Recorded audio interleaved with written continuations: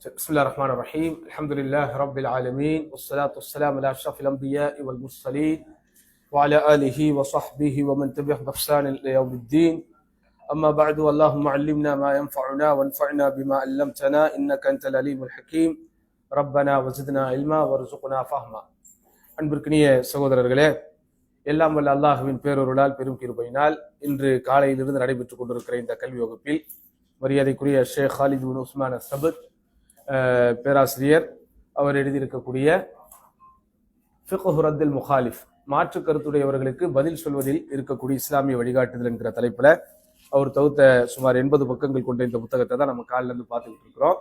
அதுல முதலாவது அமர்வில் நிறைய பேர் இப்போ கொஞ்சம் புதுசா வந்திருக்கிறதுனால ஜஸ்ட் ஒரு 5 மினிட்ஸ் அந்த ரிவிஷனை முடிச்சுட்டு நம்ம என்ன செய்வோம், டைரக்டா புதிய பாடங்களுக்கு போயிடுவோம்.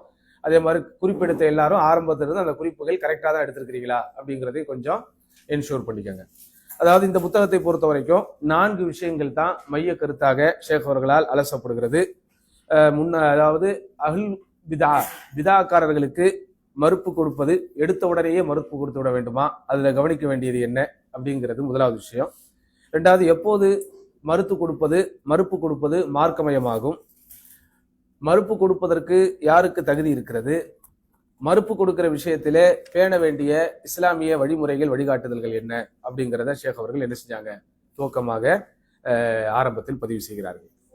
அதற்கப்புறம் இந்த மறுப்பு கொடுக்கக்கூடிய விஷயத்துல சலஃபுகள், நேர்வழி பெற்ற நல்லோர்களாகிய அந்த முன்னோர்கள் என்ன மாதிரியான நிலைப்பாடுகளை கொண்டிருந்தார்கள் அப்படிங்கிறத பத்தி ஷேக் அவர்கள் விவரிக்க ஆரம்பிக்கிறாங்க. அதுல முதலாவது விஷயத்தை பொறுத்த வரைக்கும் எப்பவுமே ஆரதாரம் என்பது அல்லாஹ்வுடைய கலாமை கொண்டோ அல்லாஹ்வுடைய தூதர் ஸல்லல்லாஹு அலைஹி வஸல்லம் கலாமை கொண்டோ இஜ்மா போன்ற அந்த விஷயங்களை மையப்படுத்தி தான் இருக்கணும். 2வது, எதெல்லாம் குர்ஆனுடைய சுன்னாவுடைய நஸ்களுக்கு, குர்ஆன் சுன்னாவுடைய அந்த விஷயங்களுக்கு ஒத்துவரதாக இருக்கிறதோ, உடன்பட்டதாக இருக்கிறதோ, அதுல தர்க்கங்களோ விவாதங்களோ புரியக்கூடாது. 3வது, குர்ஆனிலும் சுன்னாவிலும் வரையறுக்கப்பட்டிருக்கக்கூடிய விஷயத்திற்கு மாற்றமாக யாராவது கருத்துக்கள் சொன்னால் அந்த கருத்துக்கள் தான் விமர்சிக்கப்பட வேண்டுமே தவிர அந்த கருத்தாளர்களை நம்ம என்ன செய்யக்கூடாது, விமர்சனம் செய்யக்கூடாது. 3வது, மாற்று கருத்து கொண்டவர்கள் யாராக இருந்தாலும் அவர்கள் என்ன கருத்தை சொல்கிறார்கள் அப்படிங்கிறத முழுமையா நம்ம படிச்சு பார்த்துட்டு தான் அதுக்கு மறுப்பு சொல்ல வரணும். அடுத்து, மிகைப்படுத்தப்பட்ட அடிப்படையில் யாரேனும் ஏதேனும் விஷயங்கள் சொல்லியிருந்தால் அந்த மிகைப்படுத்தப்பட்ட விஷயங்கள் அப்படிங்கிறத நம்ம என்ன செய்யணும், அதுல அது நீக்கப்பட வேண்டும் அப்படிங்கிற விஷயத்தை நம்ம அதில் கவனிக்கணும். அடுத்து, யார் எந்த கருத்தை சொல்லியிருந்தாலும் அந்த கருத்துக்கு மறுப்பு கொடுக்கறதுக்கு முன்னாடி அது எந்த காலத்தில், எந்த சூழலில், என்ன சூழ்நிலையில் அது பேசப்பட்டது அப்படிங்கிற விஷயத்தையும் கவனத்தில் கொள்ளணும் அப்படிங்கிறத சொன்னேன். அடுத்து, இந்த மறுப்பு சொல்லுதல் அல்லது கருத்து வேறுபாடு கொள்ளுதல் அப்படிங்கிற விஷயத்துல அடிப்படையான சில தெளிவுகள் நமக்கு இருக்கணும். அந்த தெளிவுகளை பொறுத்த வரைக்கும் முதலாவது விஷயம், கருத்து வேறுபாடு என்பது எப்போதும் இந்த சமூகத்தில் இருக்கத்தான் செய்யும். அதை யாரும் என்ன செய்ய முடியாது, கருத்து வேறுபாடை முழுமையாக கலைந்து விட முடியாது. 2வது, கருத்து வேறுபாடை பொறுத்த வரைக்கும் அது உண்மையான கருத்து வேறுபாடா அல்லது ஒரு ஹிலாஃப் சுவரி, அதாவது ஒரு மேலோட்டமான ஒரு கருத்து வேறுபாடா அப்படிங்கிறத கவனிக்கணும். உண்மையான கருத்து வேறுபாடா இருக்கும்போது அதுல நம்ம கவனத்தை கொள்ளணும். அது ஒரு மேலோட்டமாக கருத்து வேறுபாடாக தெரிகிறது, ஆனால் ஆக்சுவலி அது என்ன கிடையாது, கருத்து வேறுபாடு இல்லை அப்படிங்கிற மாதிரியான விஷயங்கள் வரும்போது அதை நம்ம அதுக்கேற்ற மாதிரி நடந்துக்கணும். அடுத்து, கருத்து வேறுபாடு என்பது என்னதான் சமூகத்திலே நடக்கும், இருந்துதான் ஆகும், முன் சென்ற காலத்திலே அது இருந்திருக்குது அப்படிங்கிறதுனால அது ஓகே, அது ஒரு நல்ல விஷயம் அப்படின்னு என்ன செய்யக்கூடாது, நம்ம எடுத்துக்கொள்ளக்கூடாது. ஏன் இதை சொல்றாங்க அப்படின்னா, சில பேர் அறியாமையின் காரணத்தினால் அதாவது இஹ்திலாஃபுல் உலமா ரஹ்மா அப்படின்னு சொல்லுவாங்க. உலமாக்களுக்கு மத்தியில் வரக்கூடிய கருத்து வேறுபாடு என்னது, அது ரஹ்மா, அது அல்லாஹ்வுடைய அருள் அப்படி. இன்னும் சில பேர் ரொம்ப மிகைப்படுத்தி சொல்லுவாங்க, லவ்ல தஅவீலுல் ஹலக்கல் உலமா அப்படி. லவ்ல தஅவீலுல் ஹலக்கல் உலமா, கருத்து வேறுபாடுங்கிற ஒரு விஷயம் மட்டும் இல்லாட்டா அந்த உலமாக்கள்லாம் எப்போ செத்துருப்பாங்க. ஏன்னா அவங்களுக்கு கருத்து வேறுபாடு கொண்டுகிட்டே இருப்பாங்களாம். இப்படிலாம் மிகைப்படுத்த சொல்லப்படுறது. அந்த மாதிரியான வாதங்களின் பக்கம், நம்ம கருத்துக்களின் பக்கம் நம்ம செவிசாய்க்க கூடாது. கருத்து வேறுபாடுங்கிறது சமூகத்துல இருந்தது, ஆனா அது என்னது, ஒரு தீமையான விஷயம்தான் அப்படிங்கிற விஷயத்தெல்லாம் நமக்கு சொன்னாங்க. அதுக்கப்புறம் இந்த புத்தகத்துல ரொம்ப மையப்படுத்தி நமக்கு சொல்லப்படக்கூடிய விஷயங்கள் அல் ஹிலாஃபுல் மதுமூம், அல் ஹிலாஃபுல் மம்தூஹ் அல்லது மதுமூஹ், இகழப்பட்ட கருத்து வேறுபாடு, புகழப்பட்ட கருத்து வேறுபாடு. அதுல முதல்ல இகழப்பட்ட கருத்து வேறுபாடு பத்தி தான் இமாம் ஆரம்பிக்கிறாங்க. இகழப்பட்ட கருத்து வேறுபாடுன்னா என்னது, ஒரு பிதாத்துக்காரரிடமிருந்து ஒரு விஷயம் குர்ஆன் சுன்னாவுக்கு முரண்பட்ட வகையில, எதிரான வகையில பரவுது அல்லது அவங்க பரப்புறாங்க அப்படின்னு சொன்னா, ஆரம்பமாக அதில் நம்மை போன்ற கல்வி தேடும் மாணவர்கள் எடுக்க வேண்டிய நிலைப்பாடு என்ன? முதலாவது நிலைப்பாடு, அவர்கள் சொல்வதை நாம் காது கொடுத்து கேட்கக்கூடாது. ஏன் கேட்கக்கூடாது அப்படின்னா, அதை ஒருவர் செய்யும் போது, அதாவது அவரிடமிருந்து ஒருவர் விலகி இருக்கிறார், ஒரு விதத்துக்காரர் பிரச்சாரகர் ஒருத்தர் இருக்கிறார், விதத்து கருத்துக்களை சமூகத்திற்கு மத்தியில பரப்புகிறார், அவர்கிட்ட இருந்து நம்ம விலகி போறோம் அப்படின்னு சொன்னா, முதலாவது விஷயம் அல் வலா வல் பரா, அல்லாவுக்காக நேசித்தல், அல்லாவுக்காக வெறுத்தல் அப்படிங்கிறத நம்ம அங்க உறுதிப்படுத்துறோம். ரெண்டாவது, இந்த மாற்று கருத்து கொண்ட அந்த விதத்துக்காரரிடத்தில் விதத்துக்காரரை நாம் விலகி இருப்பதை கொண்டு நான் உனக்கு முரண்பட்டு தான் இருக்கிறேன் அப்படிங்கிறத அவருக்கு உணர வைக்கிறோம். மூன்றாவது, நம்ம போய் உட்கார்ந்து கேட்கும் போது நம்மளை பார்த்து பலரும் என்ன செய்வாங்க, கேட்க வருவாங்க. உதாரணமா இங்க இருக்கக்கூடிய வகுப்புகள்ல சில பேர் தான் ரொம்ப ஆர்வத்தோட முதல்ல வந்திருப்பாங்க. ஆனா அவங்க வந்திருக்காங்கிறத கேள்விப்பட்டு அடுத்தவங்க என்ன செய்வாங்க, வந்திருப்பாங்க. இதே மாதிரிதான் மற்ற விஷயங்களுக்கு. உதாரணமா ஒரு சினிமா பிரபலம் ஊர்ல இருந்து வராரு அப்படின்னு சொன்னா, ஒரு ஃபங்க்ஷன் ஏற்பாடு பண்றாங்கன்னு வைங்க, முதல்ல அதை பத்தி நமக்கு தெரியாது. ஆனா நம்முடைய நெய்பரோ அல்லது நம்முடைய குடும்பத்தை சார்ந்தவர்களோ யாராவது அங்க போறாங்க அப்படின்னு சொன்னா அவங்க பின்னாடி என்ன செய்வாங்க, மற்றவங்களும் போக ஆரம்பிப்பாங்க. அதனால ஒருத்தர் விதத்துக்காரருடைய கருத்தை கேட்கறதுக்கு ஒருத்தர் போனா அவர் பின்னாடியே பல பேரும் போறதுக்கு உண்டான வாய்ப்புகள் இருக்கிறதுனால அதை அவர் தடுக்கிறாரு. அதே போன்று விதத்துக்காரர்கள் சொல்லக்கூடிய விஷயங்களை சும்மா நாங்க கேட்பதற்காகத்தான் உட்கார்றோம் அப்படின்னு நீங்க போனா கூட அந்த விதத்துக்காரருடைய கருத்து பொதுமக்களுக்கு மத்தியில் ஒரு பேசு பொருளாக ஆகுவதற்கு அது என்ன ஆயிடும், ஒரு காரணமாயிடும். அப்ப அதை தடுப்பதற்காக நம்ம போகக்கூடாது. ரெண்டாவது, அவர் சும்மா சொல்லதானே செய்யறாரு, அதை சும்மா கேட்டு வைப்போம் அப்படின்னு நினைச்சு போய் நீங்க உட்கார்ந்தாலும் உங்களுக்கு தெரியாது, உங்க உள்ளத்தினுடைய ஓரத்துல அது என்ன ஆயிடும், ஒரு வடுவை ரெக்கார்ட் ஆயிடும், ஒரு தாக்கத்தை அதை ஏற்படுத்திடும். அப்ப இந்த மாதிரி விதத்துக்காரர்கள் என்று தெரியுது, மார்க்கத்துக்கு முரண்பட்ட விஷயத்தை வேணுக்குனே பேசுறான்னு தெரியுது. அப்ப அந்த மாதிரி சபையில நம்ம சாட்சியா இருக்கும்போது அல்லாஹ்வுடைய கோபத்துக்கோ சாபத்திற்கோ ஆளாகிவிடக்கூடிய பாதிப்பு அது இருக்குது. அப்படிங்கிறதுனால யாரெல்லாம் வேண்டுமென்றே மனமுரண்டு வைத்து சமுதாயத்தை பிரிக்க வேண்டும், தூய்மையான கொள்கை அளிக்க வேண்டும்ங்கிற நோக்கத்துல இந்த மாதிரி பண்றாங்களோ அவங்க கிட்ட நம்ம போகாம இருக்கிறது தான் சால சிறந்தது அப்படிங்கிறது ஷேக் அவர்கள் முதலாவது பகுதியில சொல்றாங்க. சரியா? அடுத்து அதே நேரத்துல இந்த பொதுவாக தர்க்கம் செய்வது, விவாதம் புரிவதை பற்றி மார்க்க நமக்கு என்ன சொல்லுது அப்படின்னா, பொதுவாக தர்க்கம் செய்வது, விவாதம் செய்வதை இஸ்லாம் அங்கீகரிக்கவில்லை, வரவேற்கவில்லை என்பதை தாண்டி அது தடை செய்கிறது. அடிப்படையில் அது என்னது, தடை தான். அதுக்குண்டான குர்ஆன் வசனங்கள், அல்லாஹ்வுடைய தூதர் ஸல்லல்லாஹு அலைஹி வஸல்லம் ஹதீஸ்கள், சஹாபாக்களுடைய கருத்துக்கள், இமாம்களுடைய கருத்துக்கள் அதெல்லாம் போடப்பட்டுச்சு. அதுக்கு வலு சேர்க்கும் விதத்துல குர்ஆன் அடிப்படையில் ஈமான் கொள்வதற்காகத்தான் இறக்கப்பட்டதை தவிர அது நீங்க தர்க்கம் பண்ணி விவாதம் பண்ணி ஏற்றுக்கொள்ளுங்கள் அப்படிங்கிறதுக்காக இறக்கப்பட்டது. முதல்ல குர்ஆன் இறக்கப்பட்டது எதுக்கு, ஈமான் தான். யாருக்கு ஈமான் கொள்ள முடியாத ஒரு சூழல் இருக்கிறது, அப்படி ரொம்ப சமூகத்தில் ரேராக இருப்பவர்களுக்கு தான் தர்க்கத்தினுடைய வாசலை காட்டுதே தவிர அது அடிப்படையில் நம்பிக்கையின் வாசலை தான் காட்டுகிறது. அதே போன்று எங்கெல்லாம் தர்க்கம் செய்வதற்கும் விவாதம் செய்வதற்கும் குர்ஆனில் அனுமதிக்கப்பட்டிருக்கிறது, அந்த அனுமதிக்கப்பட்ட இடங்கள் கூட ஒரு கடுமையை காட்டிவிட்டு தான் அது அனுமதிக்கிறது. அப்படியே அனுமதிச்சாலும் நீங்க அந்த முன்பின் வசனங்கள், இந்த வசனத்தினுடைய போங்குகள், அந்த வசனத்தினுடைய பாங்குகள் அதை நீங்க கவனிச்சீங்கன்னா அதுல என்ன இருக்குது, ஒரு கண்டமும் ஒரு கடும்போக்கும் இருக்குது. அதே போன்று சலஃபுகளை சார்ந்த அறிஞர் பெருமக்கள் பெரும்பாலும் என்ன செய்யல, அவங்க விவாதத்திலிருந்தும் தர்க்கம் செய்வதிலிருந்தும் விலகிதான் இருந்திருக்கிறார்கள். ஏன், அந்த விவாதம் செய்வதனால் ஏற்படக்கூடிய நன்மைகளை விட பாதிப்புகள் அதிகமாகிவிடும் அப்படின்னு அஞ்சினவங்க என்ன செஞ்சிருக்கிறாங்க, விலகிதான் இருந்திருக்கிறார்கள். அதே போன்று சமூகத்தில் தர்க்கம் செய்த முன் சென்ற நேர்வழிப்பட்ட அந்த நல்லோர்களுடைய கூட்டத்தில் தர்க்கம் செய்த அறிஞர்கள் அப்படின்னு பார்த்தா ரொம்ப குறைவாகத்தான் இருக்கிறார்கள். அவர்களும் நீண்ட யோசனைக்கு பிறகுதான் தர்க்கத்தின் கதவை திறந்தார்கள். எடுத்த உடனே வா நீயா நானா போட்டு பார்க்கலாம் அந்த மாதிரிலாம் அவங்க என்ன செய்யல, சமூகத்திற்கு வழிகாட்டவில்லை.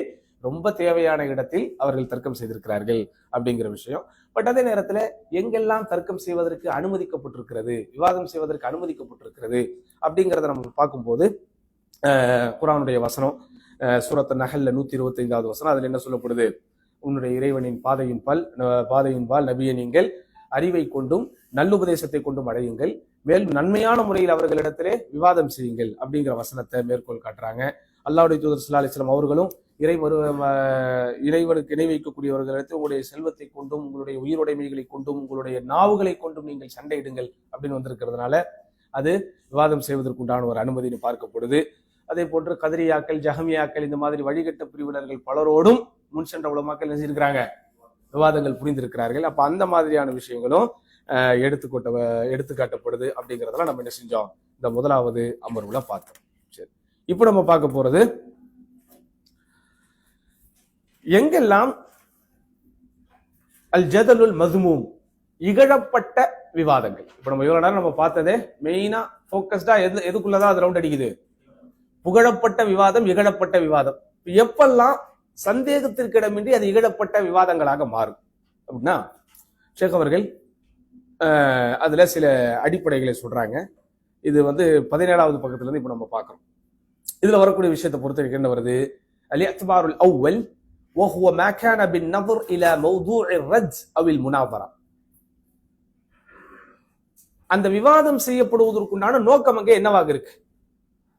சத்தியத்தை அறிந்து கொள்ள வேண்டும், சத்தியத்தை விளங்கிக் கொள்ள வேண்டும் என்பன போன்ற நோக்கங்கள் அங்கே இல்லாமல் வெறுமனே தர்க்கம் செய்யப்பட வேண்டும், விவாதம் செய்யப்பட வேண்டும் என்பதை மாத்திரம் அங்கே நோக்கமாக இருந்தால் அந்த இடத்துல என்ன செய்யப்படுகிறது?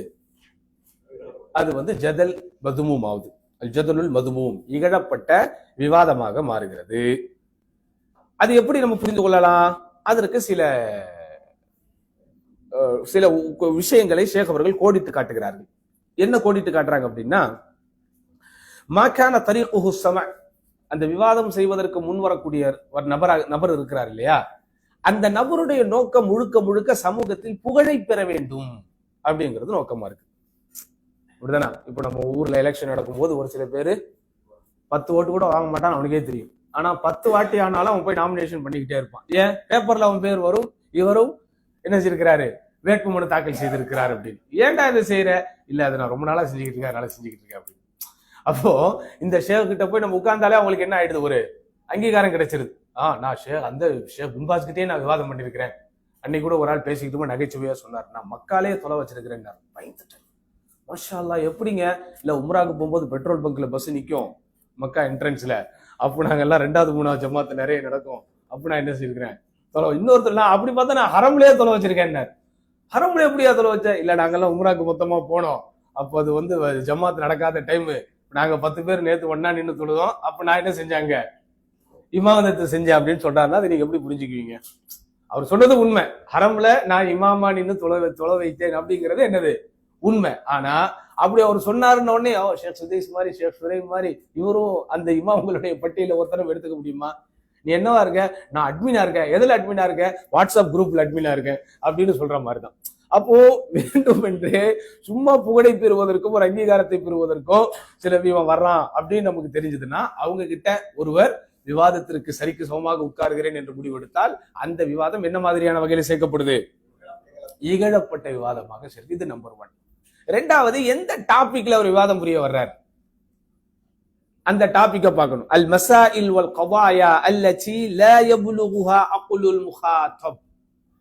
எந்த மக்களுடைய அறிவுக்கு எட்ட முடியாத அல்லது தேவையில்லாத விஷயங்களை ஒருவர் தலைப்பாக கொண்டு வந்தால் அதுவும் என்ன செய்யாது? அந்த விவாதத்துக்கு ஒரு ஒத்துக்கிட்டார்னா அதுவும் இகழப்பட்ட விவாதமாக கருதப்படும். சரியா?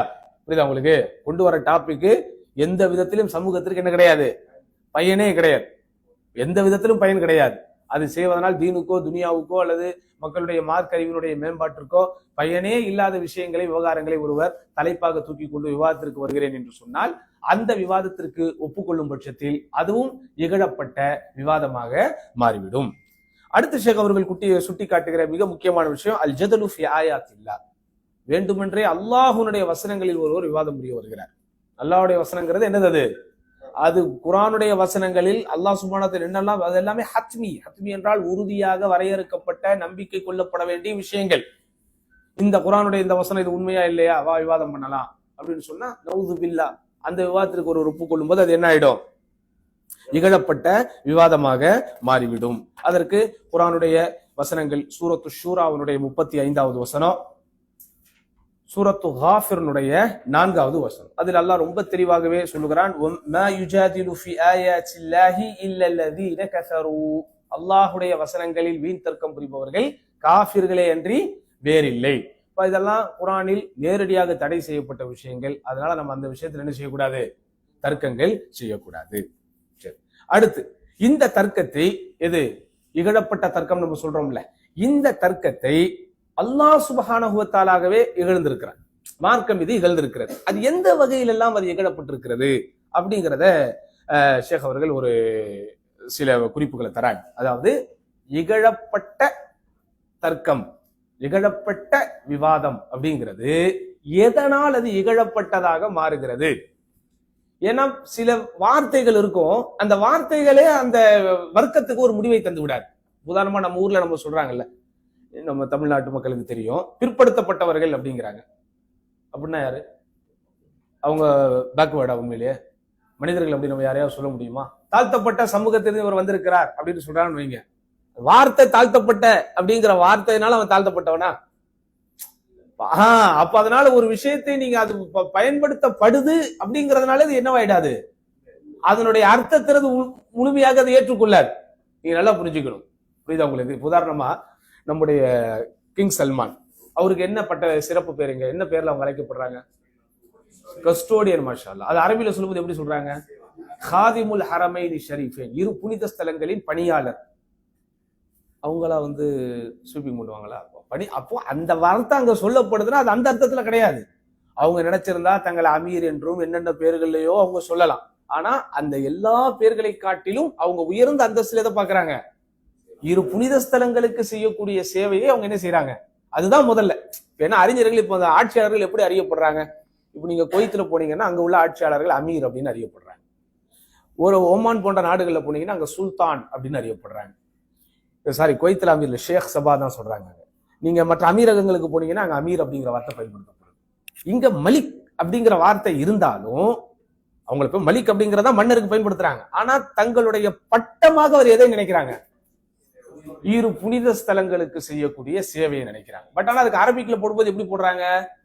ஹாதிம் அப்படின்னு போடுறாங்க. ஹாதிம் அப்படின்னா சர்வெண்ட், பணியாளர்னு அர்த்தம். ஆனா நம்ம எந்த அர்த்தத்துல அதை எடுத்துக்கணும்? அப்ப அந்த வார்த்தை வருதுங்கிறதுனால அந்த வார்த்தைக்கு சமூகத்தில் என்ன அர்த்தம் இருக்கிறதோ அந்த அர்த்தத்தை கண்ண மூடிட்டு கொடுத்துட முடியாது. அத மாதிரி இகழப்பட்ட விவாதம் அப்படின்னா என்ன? இகழப்பட்ட விவாதம் பார் குர்ஆன்ல வருது. எப்பெல்லாம் அது இகழப்பட்டதாக மாறும்? அல்லதீன யுஜாதிலுன ஃபி ஆயாத்தில்லாஹி பிகைரி சுல்தானின் அதாஹும், அவர்களிடத்தில் வந்திருக்கிற எந்த ஆதாரமும் இல்லாமல் அல்லாஹ்வின் வசனங்களில் அவர்கள் விவாதம் செய்தால், தர்க்கம் புரிந்தால், கபுர மக்தன் இன்தல்லாஹி வ இன்தல்லதீன ஆமனூ, அது அல்லாஹ்விடமும் சரி இறை நம்பிக்கை கொண்டவர்களிடம் சரி மிகப்பெரிய பாவமாக அது ஆகிவிடும். அப்போ இல்ம் இல்லாமல், அது குறித்த அறிவு இல்லாமல் ஒருவர் தர்க்கம் செய்வதற்கு தயாராகும் போது அது எப்படிப்பட்டதாயிடுது? இகழப்பட்டதாக மாறிவிடுகிறது. இரண்டாவது விஷயம் என்ன? இத்திபாஉல் முத்தஷாபஹ், குழப்பமான அர்த்தங்களையே பின்பற்றுவது. ஒரு விஷயம் ஒன்று வருகிறது என்று சொன்னால் அது நேரடியான அர்த்தத்தை எடுத்துக்கொண்டு போனால் அதுல சிக்கலே கிடையாது. இதுதான் சொல்லுது, இதை அப்படியே எடுத்துக்கிட்டோம் அப்படின்னா அதுல எந்த சிக்கலும் கிடையாது. ஆனால் வேண்டுமென்றே என்ன செய்யறது இவங்க? அதில் உள்ள அந்த முத்தஷாபிகான குழப்பம் தரக்கூடிய அர்த்தங்களை அதை இவர்கள் எடுத்துக்கொண்டு அதையே மையப்படுத்தி அதையே விரிவுபடுத்தி பெரிதுபடுத்தி அதன் பின்னால் போகும்போது அதுவும் என்ன ஆயிடுது? இகழப்பட்ட விவாதமாக மாறிவிடுகிறது.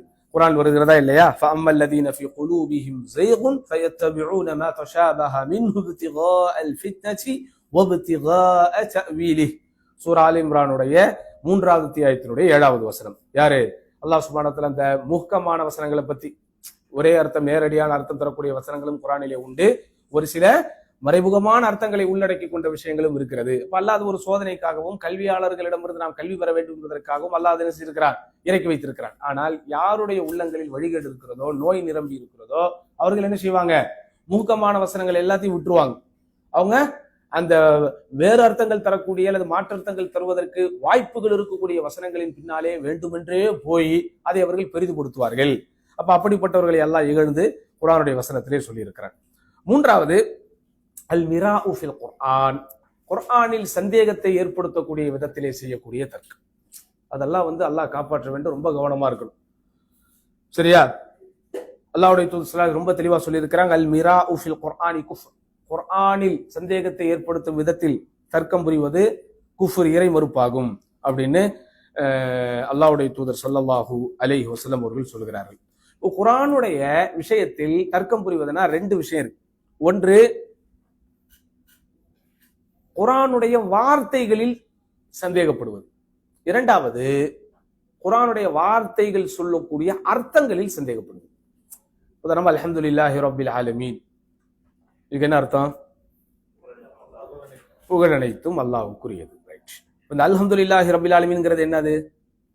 குர்ஆனுடைய வசனம். ஒருத்தர் சொல்றாரு இந்த அல்ஹம்துலில்லாஹி ரப்பில் ஆலமீன்ங்கிறது குர்ஆனுடைய வசனமே இல்லை அப்படிங்கிறது, அதுவும் குஃப்ரு. இன்னொருத்தர் சொல்றாரு இந்த அல்ஹம்துலில்லாஹி ரப்பில் ஆலமீனுக்கு எல்லா புகழும் அல்லாஹ்வுக்கே அப்படிங்கறதுல அர்த்தம் கிடையாது, இதுக்கு அர்த்தமே வேற. அப்படி ரெண்டுமே பிரச்சனை. அந்த வசனம் அது என்று ஏற்றுக்கொள்கிற விஷயத்தில் ஒருவர் தன்னுடைய சந்தேகத்தையோ தர்க்கங்களையோ அல்லது குதர்க்க சிந்தனைகளையோ அவர் அங்கே உள்நுழைக்கின்ற போது அதுவும் இறைமறுப்பாகிவிடும். அந்த குர்ஆனுடைய வசனம் என்ன அர்த்தத்தை சொல்லுகிறதோ அந்த அர்த்தத்தை வேண்டுமென்றே மாத்தினால் அதுவும் என்ன ஆயிடும்? அதுவும் இறைமறுப்பாயிடும். உதாரணமா அல்லாஹ்வுடைய தூதர் ஸல்லல்லாஹு அலைஹி வஸல்லம் அவர்கள் கடைசியான தூதர் அப்படிங்கிறது குர்ஆன்ல நமக்கு சொல்லப்பட்டிருக்காரு இல்லையா? எப்படி வருது அந்த வசனம்? அந்த வசனத்தை வருது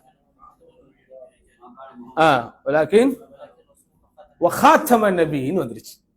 அவர் அல்லாஹ்வுடைய தூதராகவும் நபிமார்களில் இறுதியானவராகவும் இருக்கிறார். இப்ப இந்த காதியானி குரூப் என்ன சொல்லுது? ஹாத்தம்ங்கிறது மோதிரம், சீல். நம்ம சொல்றோம் ஒரு டாக்குமெண்ட் ஃபுல்லா எழுதிட்டு சீல் வச்சுட்டா என்ன ஆயிடுச்சு? கிளாஸ் அந்த டாக்குமெண்ட் முடிஞ்சிடுச்சு, அப்படிதானே? அது ஃபைனலைஸ் ஆனதுக்கு அப்புறம் தானே சைன் பண்ணி சீல் வைப்போம். அப்ப அல்லாஹ் சொன்னது இது இறுதி நபிங்கிற அர்த்தத்துலதான். ஆனா இவங்க என்ன செய்யறது? அதை திரிக்கிறது, அதை மாத்துறது. இல்ல, இது இப்படி ஒரு ஆபரணத்தை போல, ஒரு மோதிரத்தை போல அப்படிதான் எடுத்துக்கணும். அப்போ ஒரு வசனத்தை முதல்ல வசனத்தை மறுப்பான். இது யாரு? அதாவது வழிகட்ட ஷியா பிரிவினர்களும் வழிகட்ட காதியானிகளுடைய பிரச்சனை என்னன்னா, முதலில் வசனங்களாக அவர்களுடைய கொள்கைக்கு எது எதிராக இருக்குதோ அதை என்ன செஞ்சிருவாங்க? மறுப்பாங்க. மறுப்பதற்கு வாய்ப்பு இல்லாத வகையில் அவர்களுடைய வாய் அடைக்கிற விதத்துல நம்ம வாதங்களை எடுத்து வைக்கும் போது அதனுடைய அர்த்தம் இது இல்லம்பா. இது குர்ஆனுடைய வசனங்களுக்கு மாத்திரமல்ல, சுன்னாவை நம்பிக்கை கொள்கிற விஷயத்தில் உள்ள வழிகேடர்களுக்கும் இதே அளவுகோல் தான். முதலில் அவர்கள் என்ன செய்வாங்க? இது ஹதீஸே கிடையாது அப்படின்றாங்க. இது குர்ஆனுக்கு முரண்படுது, இது ஹதீஸே கிடையாது அப்படின்னு. இல்லப்பா, இது ஹதீஸே கிடையாதுன்னா எப்படி நீ சொல்ல முடியும்? இந்த ஹதீஸை ஒரு சில ஹதீஸ்கள் இருக்குது, அவங்க தனியா அந்த ஹதீஸினுடைய டெக்ஸ்ட்டை மட்டும் சொல்றது இல்லை. ஒரு ஹதீஸினுடைய ஒரு வாசகம் சொல்றோம்னா அதுக்கு ஒரு இன்சிடென்ட், ஒரு சம்பவம் நடந்திருக்கும், அதுக்கு ஒரு என்ன இருக்கும் சம்பவம். உதாரணமா இப்னு உமர் ரலியல்லாஹு அன்ஹு இரவு நேரத்தில் தொழக்கூடியவராக இருந்தால் அவர் நன்றாக இருக்கும் அப்படின்னு அல்லாஹ்வுடைய தூதர் ஸல்லல்லாஹு அலைஹி வஸல்லம் சொன்ன ஒரு செய்தி. இது ஒரு ஹதீஸ். இந்த நஸ், இந்த மத்தனுங்கிறது என்ன? அல்லாஹ்வுடைய தூதர் சொன்னது வரைக்கும் தான். ஆனா இது எப்ப சொன்னாங்க? அப்துல்லா இப்னு உமர் அப்படின்னு ஒரு நபித்தோழர் அங்க இருக்கிறார், அப்படிதானே? அவருக்கு ஏகப்பட்ட நல்ல விஷயங்கள் இருந்தாலும் அந்த டைம்ல கொஞ்சம் ஒரு தொடர்ச்சியாக இரவு தொழுகை தொழாமல் இருந்திருக்கிறார். அந்த விஷயத்தை யாரும் அல்லாஹ்வுடைய தூதர் ஸல்லல்லாஹு அலைஹி வஸல்லம் போய் சொல்லி இருக்கிறார்கள். அப்போ சொல்லும் போது இப்னு உமருடைய சிறப்பை சொல்ல வேண்டும் என்பதற்காக அல்லாஹ்வுடைய தூதர் ஸல்லல்லாஹு அலைஹி வஸல்லம் சொல்லியிருக்கிறாங்க. இப்போ நான் இந்த செய்தியை மறுக்கிறேன் அப்படின்னு சொன்னா இந்த செய்தியை மட்டும் நான் மறுக்க முடியாது, நான் எதெல்லாம் மறுக்க வேண்டியது வரும்? எல்லாத்தையும். அதுக்கு யாரு விட்னஸ்? அந்த இன்சிடென்ட் ஏன் நடந்துச்சு, அது யார் அல்லாஹ்வுடைய தூதர்கிட்ட கொண்டு போனாங்க, அந்த சபையில யார் யாரெல்லாம் இருந்தாங்க. அப்போ ஒரு ஹதீஸை நீங்க மறுக்கிறீங்கன்னு சொன்னா டக்குன்னு மறுக்க முடியாது. அது சொன்ன எந்த சம்பவத்துல இந்த நூற்றாண்டு எப்படி ஒண்ணு நடந்திருக்கா இல்லையா, அப்ப எல்லாத்தையும் மறுக்க வேண்டியது வரும். அப்ப அதனாலதான் இவங்க என்ன செஞ்சிருவாங்க? அர்த்தத்தை மாத்துவாங்க. அங்க இப்னு உமர்னு சொன்னா இப்னு உமர் இல்ல அப்படிம்பாங்க. இந்த மாதிரி ஒரு உதாரணத்துக்கு சொல்றேன். அப்போ இந்த குர்ஆனை மறுப்பதற்கு எதிரிகள் எதை கையாண்டார்களோ, மார்க்கத்தினுடைய எதிரிகள், அதே போன்றுதான் இந்த மன்ஹஜின் எதிரிகள். எப்படி எதிரிகள் ரெண்டு வகைப்படுறாங்க? ஒன்னு மார்க்கத்தின் எதிரிகள், இன்னொன்னு மன்ஹஜின் எதிரிகள். மார்க்கத்தின் எதிரிகள் ஒண்ணு அது குர்ஆனே இல்லம்பா, அதை நம்ம 1000 ஆதாரங்களை கொண்டு நிரூபித்து விட்டா இல்ல அது வேற அர்த்தத்தை சொல்லுதுமா. அதே போன்றுதான் இவர்கள். இது ஹதீஸே இல்லம்பாங்க, அதை மறுக்க முடியாத அளவுக்கு நம்ம அடுக்கடுக்கான ஆதாரங்களை அள்ளி போடும் போது இந்த ஹதீஸ் இதை சொல்லலை அப்படிம்பாங்க. அப்போ வழிகேடர்களுடைய ஆயுதம், வழிகேடுகளுடைய வாய் தான் மாறுபடும், இது வேற வாக்குமூலம் என்ன செய்யாது, மாறாது. அப்போ அந்த குர்ஆனுடைய வார்த்தைகளை மறுப்பது, இரண்டாவது குர்ஆனுடைய அந்த வார்த்தைகள் சொல்லுகின்ற பொருளை மாற்றுவது அல்லது மறுப்பது. அதனாலதான் அல்லாஹ்வுடைய தூதர் ஸல்லல்லாஹு அலைஹி வஸல்லம் அழகா சொன்னாங்க, எப்படி இக்ராஉல் குர்ஆன் மஅதலஃபத் அலைஹி குலூபுக்கும் அல்லது மஅதுலிஃபத் அலைஹி குலூபுக்கும். குர்ஆனை நீங்கள் வாசித்து வாருங்கள், குர்ஆனை வாசித்து வாருங்கள். அந்த வாசித்து வரும்போது அது உங்களுடைய உள்ளங்களால் ஏற்றுக்கொள்ளப்பட்ட விதத்திலே இருக்க வேண்டும். நீங்கள் வாசித்துக் கொண்டே வரும்போது உங்களுக்கு அது ஒரு இஹ்திலாஃபை, ஒரு கருத்து வேறுபாடை உருவாக்குகிறது என்றால் ஃபகூமு அன், உடனே அங்கிருந்து எழுந்து சென்று விடுங்க. ஏன்? உதாரணமா குர்ஆனுடைய வசனங்கள் பத்தி சஹாபாக்களுக்கு மத்தியில ஒரு என்ன சொல்றது, ஒரு பேச்சுவார்த்தை. இப்போ நம்ம கிட்ட எழுதி பாதுகாக்கப்பட்ட அதே வடிவத்துல அல்லாஹ்வுடைய தூதர் காலத்தில் இருந்துச்சா? இல்ல. அங்க எப்படி இருந்துச்சு? முதல்ல அவர்கள் குர்ஆனை மனப்பாடம் செய்த எல்லா ஹாஃபிதுகளுடைய உள்ளங்களில் பாதுகாக்கப்பட்டுச்சு. அதே போன்று பெரும்பான்மையான நபித்தோழர்கள் அவர்கள் ஒவ்வொருத்தரும் தனிப்பட்ட முறையில் ஏடுகளை வைத்திருந்தார்கள், அதில் எழுதி பாதுகாத்துக் கொண்டிருந்தார்கள். அப்படிதானே? இவரிடத்துல சில சூறாக்கள் இருக்கும், அவரிடத்துல சில சூறாக்கள் இருக்கும். அப்போ இது பிற்காலத்துல குறிப்பா அபூபக்கருடைய ஆட்சி காலத்துல ஸைத் இப்னு சாபித் ரலியல்லாஹு அவர்களை கொண்டுதான் இந்த பணி நிறைவடையப்பட்டது. அப்ப ஆனாலும் இது குர்ஆனுடைய வசனம் தான், இது குர்ஆனுடைய வசனம் தான் என்பது ஒருத்தருக்கு ஒருத்தர் பேசிக்கொள்ளக்கூடிய, கருத்து பரிமாற்றம் செய்து கொள்ளக்கூடிய ஒரு சம்பவங்கள், நடைமுறைகள் அல்லாஹ்வுடைய தூதர் காலத்திலே இருந்துச்சு. அப்ப எழுதி வைப்பதில் யாருக்காவது சில மறதிகள் வந்திருக்கலாம், அல்லது ஒரு விஷயத்தை எழுதி ஒரு விஷயத்தை விட்டுருக்கலாம். ஒருத்தர்கிட்ட இல்லைங்கிறதுனால அது குர்ஆனே இல்லைன்னு என்ன செய்யக்கூடாது, நீங்க முடிவெடுத்துடக்கூடாது. அப்ப அதனால நீங்க குர்ஆன் விஷயங்களாக ஒருவருக்கு ஒருவர் பேசிக் கொள்ளும் போது ரொம்ப கவனமாக இருங்க. அப்படி சொல்லப்பட்டது. இது குர்ஆனுடைய வசனங்களை பேச்சுவாக்கில் இது குர்ஆன்ல இல்ல அப்படின்னு நீங்க சொல்லிக் கொள்ளக்கூடிய ஒரு பாரதூரம் ஏற்பட்டக்கூடாது. அப்படி நீங்கள் பேச்சுவார்த்தை நடத்தி கொண்டிருக்கும் போது ஏதேனும் மாறுபாடு வருவதாக நீங்கள் உணர்ந்தாலே என்ன செஞ்சிருங்க, அமைதியாகி விடுங்கள், அங்கிருந்து எழுந்து விடுங்கள் அப்படின்னு அல்லாஹ்வுடைய தூதர் ஸல்லல்லாஹு அலைஹி வஸல்லம் குர்ஆனுடைய விஷயத்துல என்ன செஞ்சிருக்கிறாங்க, அவ்வளவு பெரிய எச்சரிக்கைகளை நமக்கு தந்திருக்கிறார்கள். அதை நம்ம என்ன செய்யணும், புரிந்து கொள்ள வேண்டும். அடுத்து இந்த இகழப்பட்ட விவாதம் அப்படிங்கிறது அல்லது இகழப்பட்ட தர்க்கம் அப்படிங்கிறதுல இன்னொரு ஒரு அம்சம் அதுல இருக்கு. அது என்னன்னா தகல்லுஃப் தஅம்முக் அப்படிங்கிறாங்க. தகல்லுஃப் தஅம்முக் அப்படின்னா என்ன, அதாவது கனப்படுத்துவது. அல்லாஹ் சாதாரணமாக சில விஷயங்களை சொல்லியிருப்பான், வேண்டுமென்றே இவங்க என்ன செய்வாங்க, அதனுடைய அர்த்தத்தை, அந்த பிம்பத்தை பெரிதுபடுத்துவது. அதான் தஅம்முக் வ தகல்லுஃப். ஒரு வசனம் உதாரணமா அகீமுஸ் ஸலாத், தொழுகையை நிலைநாட்டுங்கள் அப்படின்னு அதுல என்ன இருக்குது, தொழுகையை நிலைநாட்டுங்கள்ங்கிற வார்த்தை வந்துருச்சு. நிலைநாட்டுங்கள் அப்படின்னு என்னது, தொழுகையை கரெக்டா தொழுவுங்க தான் அது அர்த்தம். தொழுகை கரெக்டா தொழுங்க, ஆனா நிலைநாட்டுங்கள் என்கிற ஒரு வார்த்தை வந்திருக்கிறது அப்படிங்கறத புடிச்சு நான் 1.25 மணி நேரம் பயன் பண்ணிட்டு இருக்கேன். அதாவது இதுதான் ஆத்து ஜக்காத். ஆத்து ஜக்காத் என்னது, ஜக்காத்தை கொடுங்கன்னா ஆத்துன்னு தானே வரணும். ஏன் ஆத்துன்னு வருது? வழக்கமா ஒருத்தருக்கு ஒருத்தர் கிவிங் என்ன சொல்றோம், ஆச்சா யுச்சி. அப்போ ஆத்து ஜக்காத்னு வரல, ஆத்து ஜக்காத்னு வருது. ஜக்கா அதை கூட பிராக்டிஸ் பண்ணும்போது, டிரான்ஸ்லேஷன் பண்ணும்போது ஜக்காத்தை கொடுங்கள் அப்படின்னு எழுதுறதுக்கு பதிலா கொஞ்சம் அதுக்கு அர்த்தம் புஷ்டி வரணுங்கிறதுக்காக ஜக்காத்தை வழங்கி வாருங்கள், ஏன்னா அதுல ஒரு கண்டினியூட்டி இருக்கணும். இப்போ ஆத்தா கொடுத்தான் அப்படின்னும் போது அது மேபி ஒரு ஒரு சம்பவத்தோடு கூட அது முடிந்து விடலாம், அப்படிதானா? இப்போ அவர் கொடுத்தார் அப்படிங்கிறதுக்கும் கொடுத்து வந்தார் அப்படிங்கிறதுக்கும் என்ன டிஃபரெண்ட்? கொடுத்தார்னு சொல்லும் போது அது ஒரு நாள் கூட நடந்திருக்கலாம், ஆனா கொடுத்து வந்தார் அப்படின்னும் போது அப்போ மாஷா அல்லாஹ் அந்த காலத்தில் தர்ஜுமா செய்தவர்கள் இது எல்லாத்தையும் கவனிச்சு ஓரளவுக்கு அவங்க என்ன செய்திருக்கிறாங்க, அல்ஹம்துலில்லாஹ் சிறப்பாகத்தான் செய்திருக்கிறார்கள். நம்ம இப்ப உட்கார்ந்துகிட்டு தொழுகையை தொழுங்கள் என்று வரவில்லை, தொழுகையை நிலைநாட்டுங்கள் என்று வந்திருக்கிறது அப்படின்னு எடுத்துக்கிட்டு, சரி அதுக்கு மார்க்கத்துக்கு உட்பட்ட அல்லாஹ்வுடைய தூதர் ஸல்லல்லாஹு அலைஹி வஸல்லம் சொன்ன வேறு சில செய்திகள், சஹாபாக்கள் புரிந்து கொண்ட வேறு சில செய்திகளை நம்ம அதுல கோர்த்து இணைத்து அதை நம்ம அர்த்தப்படுத்தும் போது, அர்த்தத்தை ஆழப்படுத்தும் போது அது தப்பு கிடையாது. ஆனா நான் என்னுடைய உள்ளத்திலே வரக்கூடிய விஷயம்தான் அதில் இருக்கிறது அப்படின்னு நினைச்சுக்கிட்டு என்ன செய்யக்கூடாது, அதுல ஒரு பிரிவினைகளை உண்டு பண்ணக்கூடாது. இது இன்றைக்கு வரைக்கும் நவீனத்துவ காலத்திலே பல பேரும் அதை செய்து கொண்டிருக்கிறார்கள். உதாரணமா தஜ்ஜால், இந்த தஜ்ஜாலுடைய விஷயம், யாஜூஜ் மாஜூஜுடைய விஷயம், அதெல்லாம் நம்ம எப்படி புரிஞ்சுக்கணும்? தஜ்ஜால்னா தஜ்ஜால் அவ்வளவுதான், அதை பத்தி என்ன வருதோ ரைட். தஜ்ஜால் ஒருத்தர் தஜ்ஜாலுங்கிறது அது ஒரு பர்சனாலிட்டி கிடையாது, அது ஒரு நபர் கிடையாது. அல்லது யாஜூஜ் மாஜூஜுங்கிறது நீங்கள்லாம் நினைச்சுக்கிட்டு இருக்க மாதிரி ஒரு கூட்டம் கிடையாது. என்ன, அது செல்போன்ல இருக்கிற சிம் கார்டு, அது நம்ம உள்ள வைக்கக்கூடிய அந்த சிப்பு, உள்ள வைக்கக்கூடிய அது இதுன்னு சொன்னா இதுக்கு என்கிட்ட ஆதாரம் இருக்கு. என்ன ஆதாரம் இருக்கு? அரிஸ்டாட்டில் அங்க சொல்லியிருக்கிறாரு, கார்ல் மார்க்ஸ் இங்க சொல்லியிருக்கிறாரு அப்படின்னு என்ன செய்யக்கூடாது, அதை எதையும் கொண்டு ஈர பேனாக்கி பேனை பெருச்சாலியாக. இதுதான் தஃபஹும். இதுதான் என்னது, தகல்லுஃப் தஅம்முக். என்ன அதில் சொல்லப்பட்டிருக்கிறதோ அதில் சொல்லப்பட்ட விஷயங்களை ரொம்ப எளிமையாகவும் மேலோட்டமாகவும் சாதாரணமாகவும் புரிந்து கொள்ளக்கூடிய சாத்தியக்கூறுகள் சகலமும் உள்ளே இருந்தும் எனது வாதத்திறமையை காட்டுவதற்கோ அல்லது 10 பேரை விட 11வது ஆள் நான் கொஞ்சம் வித்தியாசமாக இருக்கிறேன் என்பதை காட்டுவதற்கோ நான் என்ன செய்யக்கூடாது, வாண்டடா அந்த டாபிக்களை கொண்டு வரக்கூடாது. எங்களுக்கு பாடம் நடத்தி கொண்டிருந்த ஷேக் கமாலுத்தீன் மதனி அடிக்கடி ஒரு விஷயத்தை சொல்லுவார். அதாவது குல்லு ஜதீதின் லதீதுன் அப்படிங்கிற, குல்லு ஜதீதின் லதீத், புதியதாக வரக்கூடிய எல்லாமே சுவையாகத்தான் இருக்கும். புதியதாக வரக்கூடிய எல்லாமே சுவையாகத்தான் இருக்கும். பாரம்பரியமாக சில உணவுகளை நம்ம சாப்பிட்டுக்கிட்டு இருப்போம், அது ரொம்ப டேஸ்டா தான் இருக்கும். ஆனா திடீர்னு மார்க்கெட்ல புதுசா ஒரு டிஷ் அறிமுகப்படுத்தும், அது எல்லாரும் அதை வாங்கி பயன்படுத்தும் போது, எல்லாரும் அதை பிரபல்யத்துவப்படுத்தும் போது, பாரம்பரியமாக நாம் சாப்பிட்டு கொண்டிருந்த உணவை விட அது சுவையில் பல்லாயிரக்கணக்கான மடங்கு கீழே இருந்தாலும் அது எப்படிதான் தெரியும் நமக்கு, ரொம்ப சுவையா தெரியும். அதே மாதிரி ஹாலிஃப் துரஃப் அப்படிங்கிற ஒரு ப்ரோவர்ப் அடிக்கடி சொல்லுவார். ஹாலிஃப் துரஃப், மாற்றமாக சொல்லு நீ அறியப்படுவாய். மாற்றமாக சொல்லு நீ அறியப்படுவாய். அது என்ன மாற்றமாக சொல்லு நீ அறியப்படுவாய்? எல்லாரும் ஒரு நாளைக்கு எத்தனை வாட்டி சாப்பிடுவோம்? எத்தனை வாட்டி தான் சாப்பிடணும்?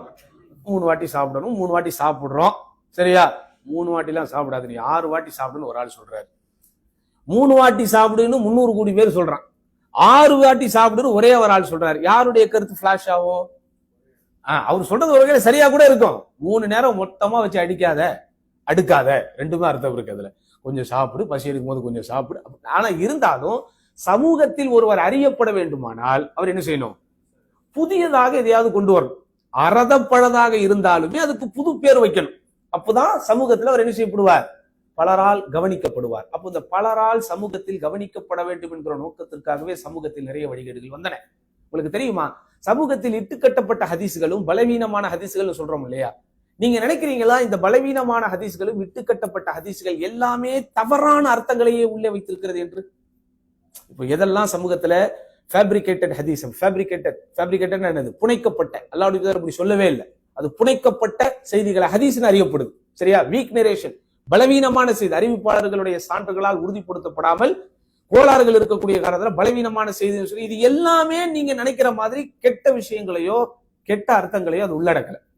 அதுல சில நல்ல விஷயங்கள் இருக்கும். ஆனா நல்ல விஷயம் இருக்குதுங்கிறதுனால ஹதீஸ் ஏற்றுக்கொள்ளப்படுமா? அப்போ சமூகத்தில் ஏன் இந்த பலவீனமான ஹதீஸ்கள் வந்தது அப்படிங்கிறதுக்கு அறிஞர்கள் இன்னைக்கு நிறைய ஆய்வுகள் செய்யறாங்க. கடைசியா எப்படி ஹதீஸ், இமாம் புகாரி, இமாம் முஸ்லிம், இந்த இமாம்கள்லாம் ஏன் இன்றளவுக்கு அறியப்படுறாங்கன்னா அவங்க செஞ்ச பெரிய சாதனையும் இதுதான். அவங்க கிட்ட எந்த ஒரு செய்தி வந்தாலும் அதை உடனே டக்குன்னு அவங்க பேப்பர்ல எழுதிடாம அல்லது ஏட்டில ஏற்றி விடாமல், உங்களுக்கு யார் சொன்னா, அவர் சொன்னார், அவருக்கு யார் சொன்னா, இவர் சொன்னார், இப்படின்னு கிட்டத்தட்ட அவர்கள் வைத்திருக்கிற நிபந்தனைகளுக்கு எல்லாம் உட்பட்டு உடன்பட்டு உகந்து வரும்போதுதான் சஹீஹுல் புகாரில் அது இடம்பெறும், சரியா? ஆனாலும் மற்ற இமாம் முஹத்திஸீன்கள் நிறைய பலவீனமான ஹதீஸ்களையும் சொல்லியிருக்கிறாங்க. அப்ப இதுக்கு பல காரணங்கள் சொல்லப்படுது. அதுல முக்கியமான காரணம் என்ன அப்படின்னு சொன்னா, அல்லாஹ்வுடைய தூதர் சொன்னார் அப்படின்னு சொன்னாதான் மக்கள் ஏத்துக்குவாங்க. அதனால நாங்க அப்படி சொன்னோம். ஆக்சுவலி அவர் ஒரு ஆபிதா இருப்பார். ஆபிதா என்னது? வணக்கசாலி, ஒரு ஜாஹித், உலகப்பற்றவரா இருப்பாரு. அவரே சொல்லுவார், நான் தான் இதை சொன்னேன், அல்லாஹ்வுடைய தூதர் சொன்னாங்கன்னு சொன்னேன். ஏன்பா அப்படி சொன்னேன்? அல்லாஹ்வுடைய தூதர் சொன்னாங்கன்னு சொன்னாதான் மக்கள் ஏத்துக்குவாங்க. இப்போ நீங்க உதாரணமா கடைக்கு போறீங்க, ஒரு சின்ன குக்கர் வாங்குறீங்க. இந்தியன்ஸ் எல்லாம் பெரும்பாலும் முஸ்லிம்ஸ் எல்லாம் அப்படிதான் பண்ணுவோம்னு நினைக்கிறேன்.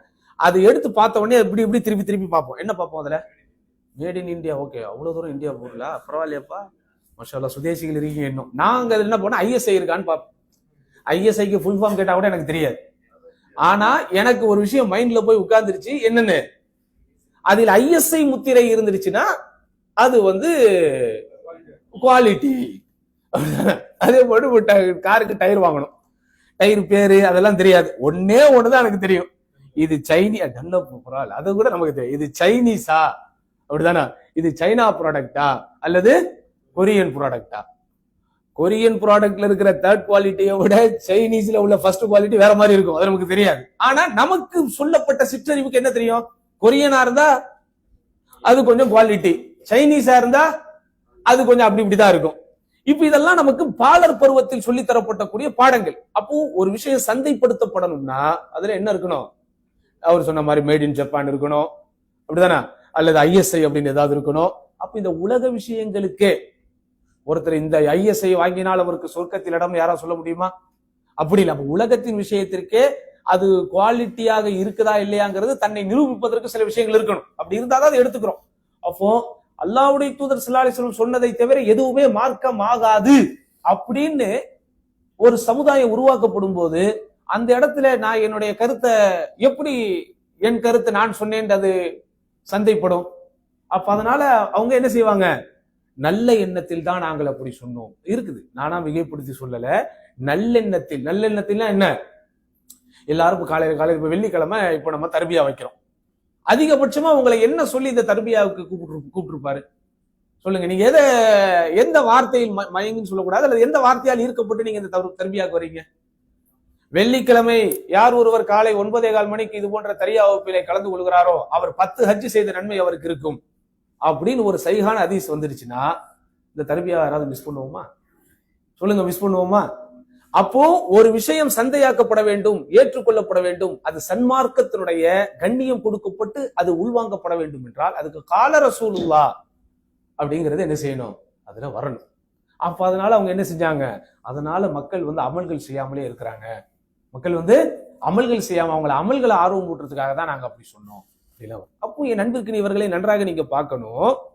எப்படி எந்த விஷயத்தையும் அதுல என்ன அர்த்தங்கள் சொல்லப்பட்டிருக்கிறதோ அந்த அர்த்தங்களை மேலோட்டமாக எடுத்துக்கொண்டு போனாலே போதும். அதுல என்ன செய்யக்கூடாது, நம்ம அது தேவையில்லாமல் அதை ஆழப்படுத்தக்கூடாது.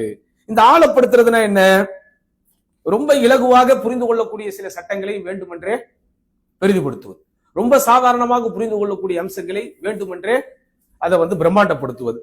அதே போன்று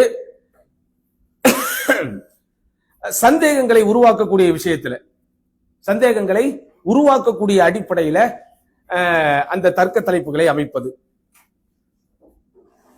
அதே போன்று எது இதுவரைக்கும் நடக்கவே இல்லையோ அந்த நடக்காத விஷயங்களை குறித்து விவாதம் செய்வது. நடக்காத விஷயங்களை குறித்து என்ன செய்யறது, விவாதம் செய்வது. மார்க்கத்தில் ஒரு விஷயம் ஹராமாகவே இருக்காது, மார்க்கத்தில் ஒரு விஷயம் ஹராமாகவே இருக்காது, ஆனால் அது ஹராம் என்கிற துணியிலே தலைப்புகளை கொண்டு வருவது. மார்க்கத்தில் அனுமதிக்கப்பட்ட ஒரு விஷயமாக இருக்கும், ஆனால் அது அனுமதி இல்லை என்கிற துணியிலே தலைப்புகளை கொண்டு வருவது. அப்ப இந்த மாதிரி எது இல்லையோ எது நடக்கலையோ அந்த நடக்காத ஒரு விஷயத்தை எடுத்துக்கொண்டு விவாதம் புரிவதற்கு வருவது. அடுத்து ரொம்ப முக்கியமான விஷயம், மா சகத அன்ஹு ஷாரி', குர்ஆனும் சுன்னாவும் எது குறித்து மௌனம் காத்ததோ அது குறித்து மௌனம் காக்காமல் தலைப்புகளை கொண்டு வருவது. ஒரு சில விஷயங்கள் இருக்கு, சகத் அன்ஹு ஷாரி', சகத் அன்ஹுனா என்னது, அதுல ஷரியத் அமைதியான ஒரு நிலைப்பாட்டை எடுத்திருக்கும். உதாரணமா ஹஜ்ஜினுடைய விஷயங்களை பற்றி அல்லாஹ்வுடைய தூதர் ஸல்லல்லாஹு அலைஹி வஸல்லம் முதல் அந்த உம்மத்திற்கு சொல்லும் போது ஹஜ்ஜினுடைய சிறப்புகள், ஹஜ்ஜினுடைய நன்மைகள் எல்லாத்தையும் பத்தி சொல்றாங்க. எல்லாத்தையும் கேட்டுட்டு அன்னைக்கு சஹாபாக்கள் அல்லாஹ்வுடைய தூதர் ஸல்லல்லாஹு அலைஹி வஸல்லம் இடத்துல கேட்ட ஒரு கேள்வி என்னது, அஃபி குல்லி ஆம், இந்த ஹஜ் அல்லாஹ்வுடைய தூதரே ஒவ்வொரு வருடமுமா அப்படின்னு. அப்ப அல்லாஹ்வுடைய தூதர் திருப்பி என்ன சொன்னாங்க, நான் ஆமான்னு சொல்லிட்டா, இல்ல கஷ்டமா இருக்குன்னு சொல்ல, அது இதுக்கு சொன்னாங்க. எது, மிஸ்வாக்குக்கு சொல்லும் போது அல்லாஹ்வுடைய தூதர் சொன்னாங்க, உங்களுக்கு கஷ்டமாக இல்லாவிட்டால், கஷ்டமாக இருக்கும் என்பதை நான் கருதாவிட்டால் ஒவ்வொரு தொழுகையின் போதும் இதை கட்டாயம் என்று நான் ஆக்கி இருப்பேன். ஹஜ்ஜுக்கு ஒண்ணுமே சொல்லல, இவங்க கேட்கிறாங்க அஃபி குல்லி ஆம், ஒவ்வொரு வருடமும் செய்யணுமா. அப்போ அல்லாஹ்வுடைய தூதர் நான் ஆமான்னு சொல்லிட்டா அது என்ன ஆயிடும், ஷரியத்தாக ஆறிவிடும். அதனால் எது உங்களுக்கு சொல்லப்படவில்லையோ அந்த விஷயத்தை நீங்கள் அமைதியாரு. மூசா அலைஹிஸ்ஸலாமுடைய உம்மத்துல நமக்கு அதுதான் படிப்பினை, அப்படிதானே. ததுபஹு பக்கரா, பக்கராவை பசுமாட்டை அறுத்து கொடுங்கள்னு அவங்க பேசாம ஒரு பசுமாட்டை அறுத்து கொடுத்துட்டு இருந்தாங்கன்னா டாபிக் முடிஞ்சுது, அந்த சப்ஜெக்ட் முடிஞ்சுது. ஆனா வேணும்னே அவங்களுடைய ஸ்மார்ட்னஸை காட்டுறோங்கிறதுனாலயோ அல்லது மூசா நபிக்கு டார்ச்சர் கொடுக்கணுங்கிறதுனாலயோ சில பேர் என்ன செய்வாங்க, நம்மள அப்படிதான் டார்ச்சர் பண்ணுவாங்க. ஒரு விஷயத்தை செய் அப்படின்னா செஞ்சுட்டு போனா பிரச்சனையே இல்லை. அதாவது ரெண்டு விஷயம் இருக்கு, ஒரு 4-5 எக்ஸ்ட்ரா கேள்வி கேட்டா இதன் மூலம் இந்த டாஸ்க் ஒரு 2 நாள் தள்ளி போனா நல்லா இருக்குமே அப்படின்னு. ஒரு இமெயில் போடுவாங்க, இதை முடின்னு இமெயில் போட்டா முடிச்சுட்டா போறோம், இவன் ஒரு ரிப்ளை போடுவான் கரெக்டா 3 மணிக்கு கிளம்புறதுக்கு முன்னாடி 2:45 மணிக்கு இன்னொரு ஒரு இமெயில் அதுல போட்டிருப்போம், சார் இது பண்ண சொன்னீங்க, இது இப்படி பண்ணணும் அப்படி பண்ணணுமா, போன வருஷம் பண்ணணுமே அப்படிதான் பண்ணணுமா, இதுல புதுசா ஏதாவது இருக்குதா, அஸ்ஸலாமு அலைக்கும் 3 மணிக்கு பஞ்ச் அடிச்சுட்டு போயிடுவோம். இப்ப அவன் ரிப்ளை பண்ணாலும் இவன் என்ன செய்யணும், அடுத்த நாள் காலைல 7 மணிக்கு விவரமா வேலை பாக்குறாங்க பாருங்க. ஒண்ணு செய்ய, ஒரு லெட்டர் கொடு, ஒரு டிராப்ட் கொடு, ஒரு ப்ரொபோசலை கொடு, ஒரு பட்ஜெட் கொடுனா எஸ் ஆர் நோ என்ன இருக்குதோ வச்சு செஞ்சுட்டு போனா அவன் யாரு, ரைட்டு, இவன் நம்ம சொல்றதை செய்யணும்னு நினைக்கிறவன், நீ என்னையவா செய்ய சொல்ற, இரு நான் உன்னையவே செய்ய வைக்கிறேன் அப்படின்ட்டு கரெக்டா அவன் எப்படா பஞ்சு வச்சுட்டு வெளியே போறான்னு பார்த்து இமெயில் தள்ளுறது. சரி, அப்ப இந்த மாதிரி என்ன செய்யக்கூடாது, நம்ம சில விஷயங்களை வேண்டுமென்றே பெரிதுபடுத்த வேண்டும் என்று செய்தால் மக்களுக்கு மக்களே செய்யும் போதே அதுல என்ன ஆகும். இப்போ உங்களுக்கு கீழே வேலை பார்க்குற ஒருத்தர் உங்களை இப்படி எரிச்சல் படுத்துற மாதிரி கேட்டா உங்களுக்கு எவ்வளவு எக்ஸ்பீரியன்ஸ் இருக்கும், ஏன்னா 5 வருஷம் எக்ஸ்பீரியன்ஸுக்கே நீ, நான் 15 வருஷம் எக்ஸ்பீரியன்ஸ், நாளைக்கு பாரு நீ அப்படின்னு அவனை நம்ம 6 மணி வரைக்கும் உட்கார வைக்கிற மாதிரி இவர் ஏதாவது பண்ணிட்டு போயிடுவார். அல்லாஹ்வுடைய விஷயத்தில் விளையாண்டா, ஏன்னா ததுபஹு பக்கரா, பசுமாட்டை அறுத்து கொடுங்கள், ரைட், அறுத்து கொடுத்துட்டா பிரச்சனை இல்லை. எப்படி கலர், எப்படி சைஸ், எப்படி வயசு, எப்படி இப்படி இருக்கணுமா அப்படி இருக்கணுமா, விவசாயத்துக்கு பயன்படுத்தப்பட்டதா இருக்கணுமா பயன்படுத்தப்படாததா இருக்கணுமா, அப்ப கேள்விக்கு மேல கேள்வி கேட்கும் போது ரைட் பதில் இருந்துகிட்டு தான் இருக்கு. அல்லாஹ்விடத்தில் இல்லாத பதிலா, அல்லாஹ்விடத்தில் எல்லா பதிலும் இருக்கிறது. அப்ப கடைசியில் தபஹூஹா வமா காது யதுபஹூ, அவர்கள் தபஹூஹா அறுக்கத்தான் செய்தார்கள், ஆனால் வமா காது யதுபஹூ அவ்வளவு இலகுவாகவெல்லாம் அவர்கள் அதை அறுத்து கொடுக்கவில்லை.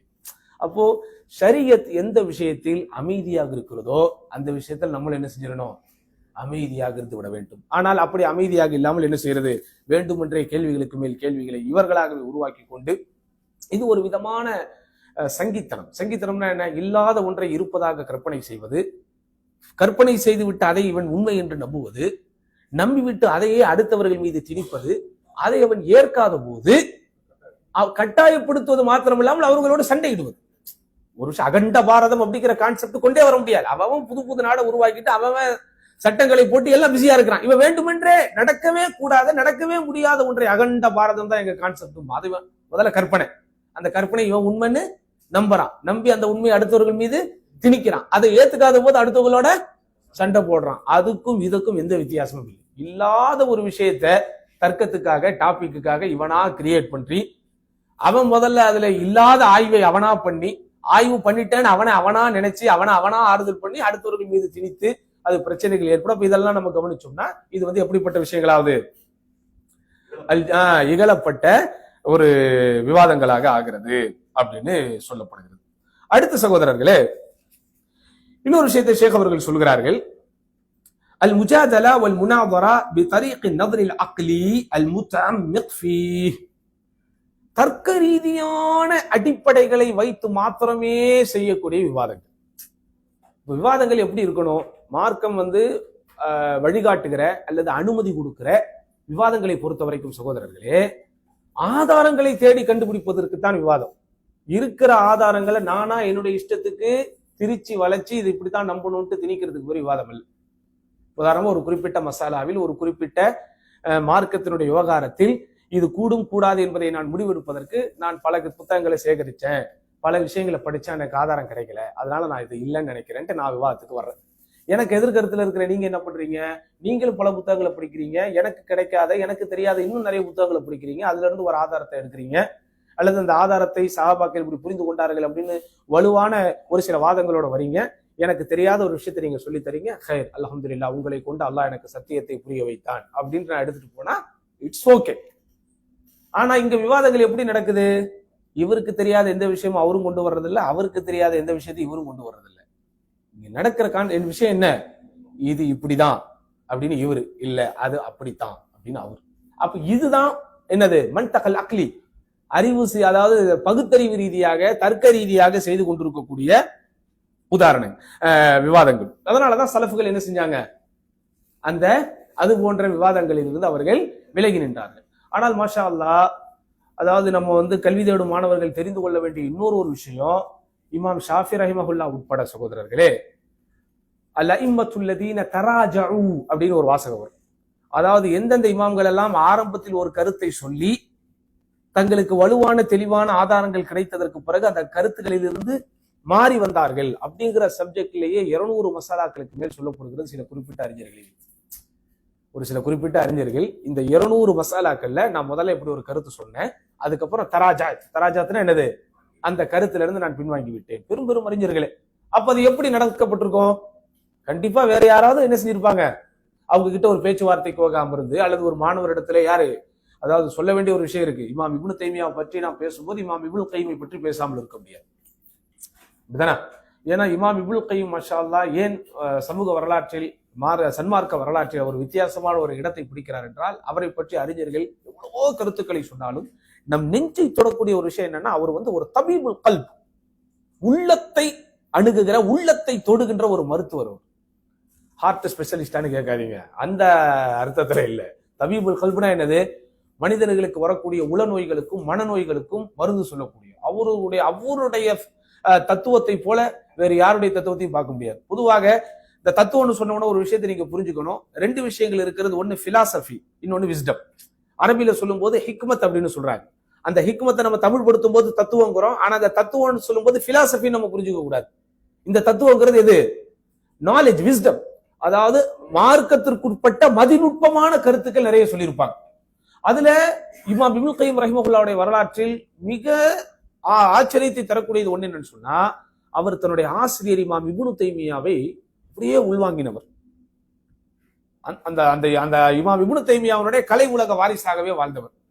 பல முறை அவர் சிறைவாசம் படுகிறார். கடைசி காலத்தில் இமாம் இப்னு தைமியா ரஹிமஹுல்லா சிறைவாசப்பட்டு அந்த சிறைவாசத்துலதான் அவங்க இறக்குறாங்க. அந்த ஆசிரியரோடு சேர்ந்து இப்னுல் கைம் என்ன செய்யறாரு, சிறையில இருக்கிறார். இமாம் இப்னு தைமிய்யா வரலாற்றை எழுதி வரக்கூடிய ஆசிரியர்கள், வரலாற்று ஆசிரியர்கள் ஒரு தகவலை தருவாங்க.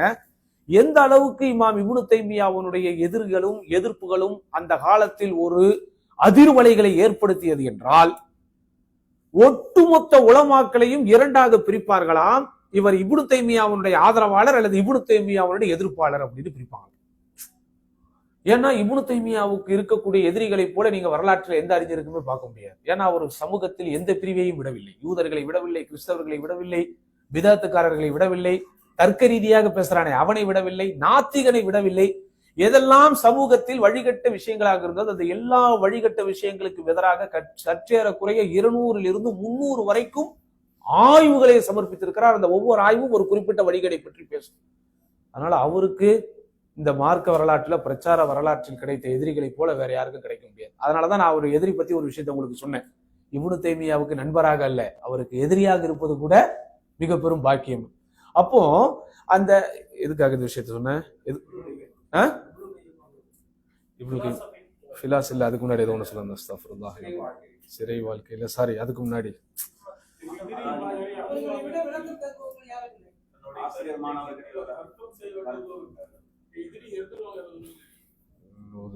சரி விட்டுருங்க. அதுல என்னன்னா கடைசியா இமாம் இப்னு தைமிய்யாக்கு வந்து இமாம் இப்னு தைமிய்யா வந்து இமாம் இப்னு கைம் பற்றி சொல்றாங்க. அப்ப இப்னு கைமுடைய இவ்வளவு பெரிய சாதனைகளுக்கு பின்னாடி யாரு இருக்கா, ஆசிரியர். ஆனா அந்த இப்னு தைமிய்யா சொன்ன வார்த்தை, நான் ஆசிரியராக உனக்கு பயனளித்ததை விட உன்னை போல் ஒரு மாணவனால் நான் அடைந்த பயன் அதிகம் அப்படிங்கிறேன். ஏன்? ஏன்னா கிளாஸ்ல நீ கேட்கிற கேள்வி என்னை இன்னும் ஆய்வு செய்ய வைக்குது. நீ ஒவ்வொரு விஷயத்தையும் புதுசா கொண்டு வரும்போது அந்த விஷயத்திற்காக நான் நிறைய படிக்க வேண்டியது இருக்குது. அப்போ சகோதரர்களே, மாணவர்களை உருவாக்குவதனால் மாத்திரம் ஆசிரியர்கள் அல்ல, நல்ல மாணவர்களை பெற்றதனாலும் ஆசிரியர் என்ன செய்யறாங்க, மிளிர்றாங்க. ஏன்னா அவரு வந்து தர்க்க ரீதியாக எழக்கூடிய எந்த பிரச்சனைகளுக்கும் தர்க்க ரீதியாகவே பதில் கொடுப்பார். ஆனால் மன்ஹஜுக்குள் நின்று கொண்டுனா என்ன, அதாவது என்ன சொல்றது, இப்ப கவிதை அப்படின்னு போறோம்னு வைங்களேன், கவிதை, இலக்கணம், இலக்கியம் அப்படின்னு ரொம்ப போனோம்னா நம்ம வந்து என்ன செய்ய முடியாது, அந்த பண்டைய அல்லது மரபு சார்ந்த சில ஒழுக்கங்களை பேண முடியாது. அதனாலதான் கவிதையை பற்றி எழுதும் போதே கவிதைக்கு பொய் அழகுன்னு எழுதி வச்சிருக்கிறேன். ஏன் பொய் இல்லாம நீங்க என்ன செய்ய முடியாது, நயமான கவிதையை சொல்ல முடியாது. நயமான எல்லோரும் ரசிக்கிற கவிதை சொல்லணும்னா அங்க என்ன இருக்கணும், ஒரு பொய் இருக்கணும், ஒரு கலவை இருக்கணும், ஒரு கற்பனை இருக்கணும், ஒரு ஆண் பெண் அப்படின்னு நான் வந்து கொஞ்சம் அப்படிலாம் கொண்டு வந்தாதான் அந்த கவிதைகள் இனிக்கும், அந்த கவிதைகள் நயக்கும். அதனாலதான் இஸ்லாம் வந்து கவிதை என்ன செய்யல, ஆர்வமூட்டல, வரவேற்கல. ஆனாலும் இஸ்லாமிய ஷரியத்திலே, இஸ்லாமிய சமூகத்திலே, வரலாற்றிலே சில கவிஞர்கள் இருந்திருக்கிறாங்க. ஏன் அவங்களை இஸ்லாமிய கவி, ஹஸ்ஸான் இப்னு சாபித் ரலியல்லாஹு இஸ்லாமிய கவிஞர் தான். ஏன்?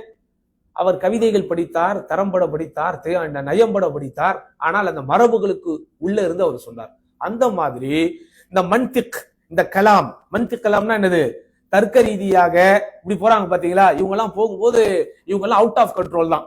அதான் உங்களுக்கு ஆரம்பத்துல சொன்னேன், ஒரு அஹ்லு சுன்னாக்காரருக்கும் ஒரு எதிர்த்தரப்புக்கும் இடையே தர்க்கம் நடக்கும் போது இந்த பர்ஃபெக்ஷன் மரபுக்குள்ள இருக்கிறது, வட்டத்துக்குள்ள இருக்கிறது, இந்த எல்லா பிரஷரும் யாருக்கு தான், அஹ்லு சுன்னாக்கு தான். ஏன்? இவரு அதாவது இருக்கிற எதையும் இல்லைன்னு சொல்லக்கூடாது, இல்லாத எதையும் இருக்குன்னு சொல்லக்கூடாது. அதே மாதிரி எதுக்கு என்ன அர்த்தமோ அந்த அர்த்தத்தை மட்டும் தான் சொல்லணும். இன்னொன்னு, அதை முன்னாடி உள்ளவங்க எப்படி புரிஞ்சுக்கிட்டாங்க, அவங்க எப்படி எடுத்துக்கிட்டாங்க, இதை எல்லாத்தையும் கவனிக்கணும்.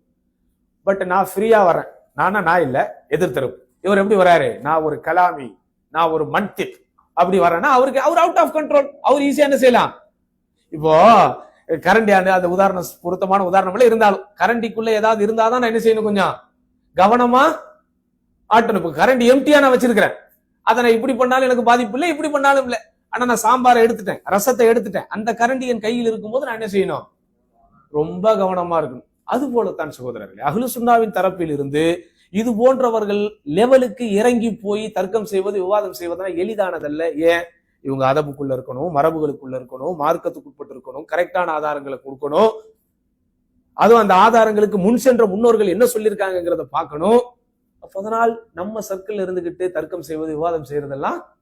இது. ஆனா அதையும் தாண்டி இவர்கள் எல்லாம் விவாதத்திலே ஜொலித்திருக்கிறார்கள். அதனாலதான் அவங்க தனித்துவத்தோடு அறியப்படுகிறார்கள். அப்போ இந்த தர்க்க ரீதியாக விஷயங்களை மையப்படுத்தி இந்த தர்க்கங்களுக்கு விவாதங்களுக்கு பொறுத்த வரைக்கும் அது அறிஞர் நம்ம ஷேக் சில கருத்துக்களை பதிவு செய்யறாங்க. அப்படி போகும்போது பெரும்பாலும் அவர்கள் தவறில் விழுந்து விடுவார். ஏன்னா இப்படி ஒரு கொஸ்டின் ரைஸ் ஆகுது. இப்போ ஒருத்தர் மன்திக் அடிப்படையில, கலாமி அடிப்படையில, தர்க்கக்கலை அடிப்படையில விவாதம் செய்ய வராரு. அப்ப நம்மளும் அதே தர்க்க கலைக்கு போலாமா? ஏன்னா முள்ளால் எடுக்கணும், கல்லால் எடுக்கிற மாதிரி அவங்க ரொம்ப ஹை லெவல்ல வரும்போது இவங்களும் அதே மாதிரி போலாமா? அப்போ அதற்கு ஷேக் சொல்லும்போது இல்ல, நமக்கு ஒழுக்கங்கள் இருக்கு. அப்படி போய் நீ நிரூபிக்கணும்னு ஒரு மார்க் என்ன செய்யல. என்ன இப்ப இன்னைக்கு அது ஒரு மாடர்ன் ஆயிடுச்சு. உதாரணமா சகோதரர்களே, ஹிஜாபுடைய விஷயங்களில் சமரசங்கள் செய்யப்படுகிறது, அல்லது மற்ற விஷயங்கள்ல சமரசங்கள் செய்யப்படும். அதுக்கு இவங்க என்ன காரணம் சொல்றாங்க? நம்ம அவங்களோட அவங்களா போனாதான் அவங்க என்ன செய்வாங்க, நம்முடைய மார்க்கத்தை எடுத்துக்குவாங்க. இப்போ மாற்று மத கலாச்சாரங்களை பின்பற்றுறது, இந்த மாதிரி விஷயங்கள் எல்லாத்துக்குமே இதுதான் அடிப்படை. எது அன்னைக்கு மன்திக்காகவும் கலாமியாகவும் தர்க்கம் செய்ய வந்தவர்களுக்கு அஹ்லு சுன்னாவின் தரப்பில் உள்ளவர்கள் இல்ல, இந்த மரபுக்குள்ள இருந்துதான் நாங்க பதில் சொல்லுவோம், இல்ல இதுக்குள்ளே நம்ம இருந்தோம்னா அவங்க கேட்க மாட்டாங்க, அவங்க என்ன செய்ய மாட்டாங்க, கேட்க மாட்டாங்க. ஏன்னா பொதுமக்களுடைய பார்வையிலிருந்து நம்ம சிந்திக்கும் போது நம்ம பேசுறதை விட அவங்க பேசுறதுதான் கவர்ச்சியா இருக்குது. நம்ம பேசுறதை விட அவங்க பேசுறதுதான் மக்களுக்கு சீக்கிரம் போய் ரீச் ஆகுது. இப்போ நான் குர்ஆன் ஹதீஸ் அப்படின்னு சொல்லிக்கிட்டே இருக்கிறேன், அது மக்களுடைய பார்வையில நல்லா ஜாலியா இருக்குமா, ரசிச்சு ருசிச்சு கேட்பாங்களா, அல்லது 4 கதை 4 ஜோக்கு கதம்பம் அப்படி இப்படின்னு போய் பேசுறது ரசிக்கப்படுமா?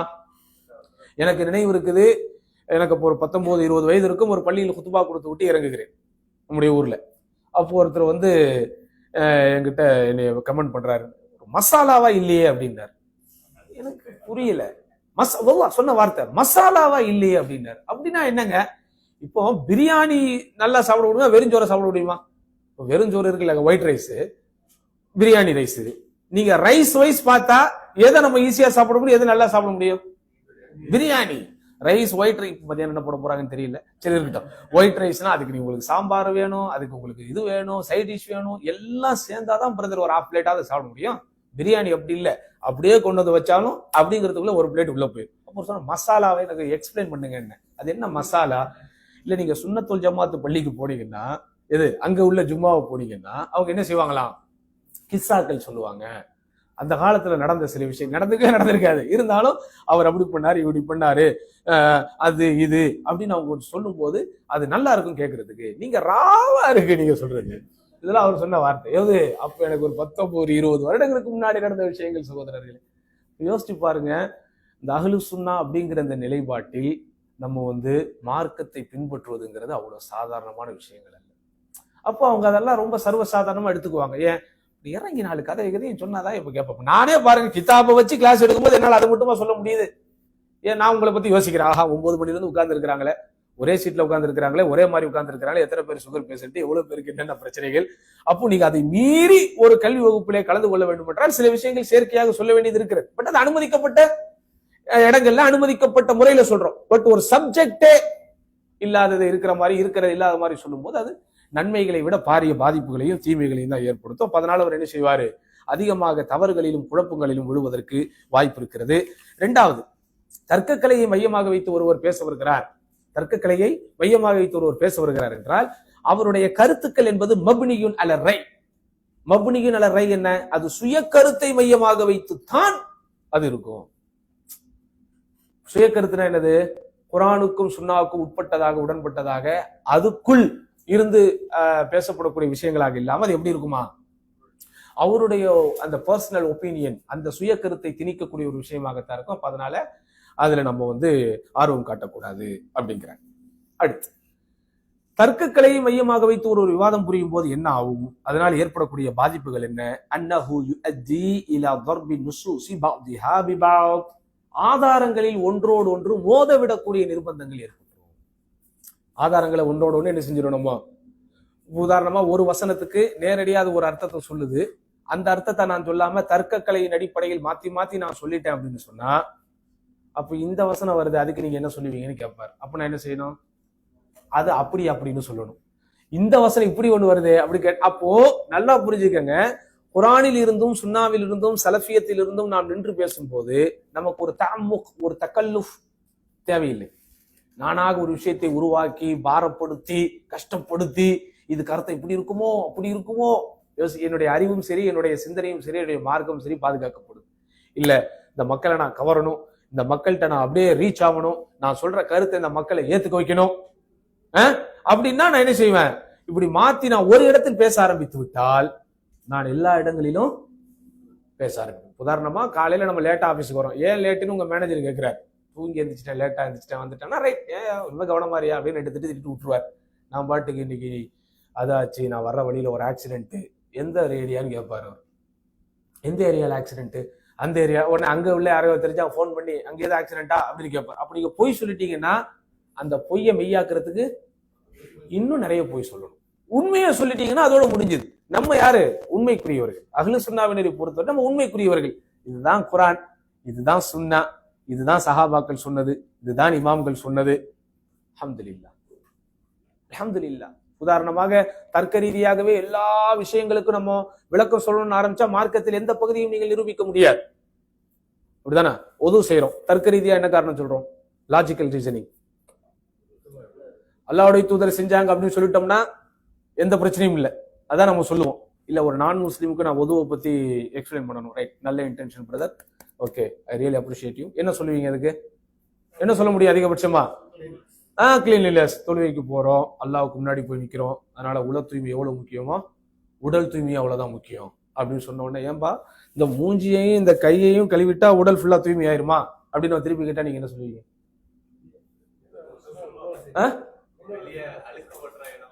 Okay, right, good. இல்ல உடல்ல எல்லா இடத்தையும் நம்ம சுத்தப்படுத்தாட்டாலும் அட்லீஸ்ட் முகத்துல மேலோட்டமா, ரைட், உதவு செய்ய தண்ணியே இல்லாட்டா என்ன செய்வீங்க?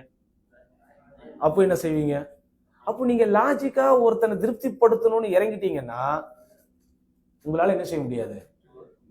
வெற்றி பெற முடியாது. ஒரு கட்டத்துல நீங்க ஸ்டாப் பண்ணிதான். அதுக்கு நீங்க ஆரம்பத்திலேயே சொல்லிருங்களேன், இது இது அல்லாஹ்வுடைய கட்டளை, அல்லாஹ்வுடைய தூதருடைய கட்டளை, ஒட்டுமொத்த முஸ்லிம்களும் அதுதான் செய்யறோம் அப்படின்னா அவனுக்கு நீங்க ஒரு லெசனை கொடுத்துட்டீங்க. ஓ, இஸ்லாம்னா இஸ்லாம், அது சரணடைவது. யாருக்கு சரணடை? உனக்கு எனக்கும் இல்ல, அல்லாஹ்வுக்கு. அல்லாஹ்வுடைய மார்க்கம் தானே இது, அல்லாஹ்வுடைய வானம், அல்லாஹ்வுடைய பூமி. அப்ப அந்த அல்லாஹ்வுக்கு நான் அடிமையா இருக்கும்போது எனக்கு நான் அவனுக்கு நான் சரணடைஞ்சுதானே ஆகணும். இதுவும் ஒரு தத்துவம் தான், இதுவும் ஒரு தர்க்கம் தான். ஆனா இதுக்கு நம்ம பழக்கப்படுத்துறதுக்கு நம்முடைய ஆறாவது அறிவு சம்மதிக்கவே செய்யாது. எது மாதிரி இல்லாத புது மாதிரி போய் கடைசியில் தோல்வியை தழுவி விடுகிறோம். அப்படிதானே? நிறைய விஷயங்களுக்கு நீங்க இஸ்லாம்ல என்ன செய்ய முடியும்? லாஜிக்கல் தத்துவ ரீதியாக காரணங்களை சொல்லி பலரை திருப்திப்படுத்த முடியும். ஆனா எல்லா விஷயத்தையும் திருப்திப்படுத்த முடியாது. காபத்துல்லாவை தவாஃப் பண்றோமே, இதுக்கு நீங்க என்ன சொல்லுவீங்க தத்துவ ரீதியா? சொல்லுங்க அலிபாய். காபத்துல்லாவை தவாஃப் பண்றோம்ல, இதுக்கு லாஜிக்கல் ரீசனிங்கா என்ன சொல்லுவீங்க? சயின்டிபிக்கலா அந்த வாக்கி இங்கேயே பண்ணுங்களேன், அங்கேயே போய் பண்றேன்னு கேட்டா அதையே 7 வாட்டி தான் பண்ணணுமா? 6 வாட்டி பண்ணக்கூடாதா? 5 வாட்டி பண்ணக்கூடாதா?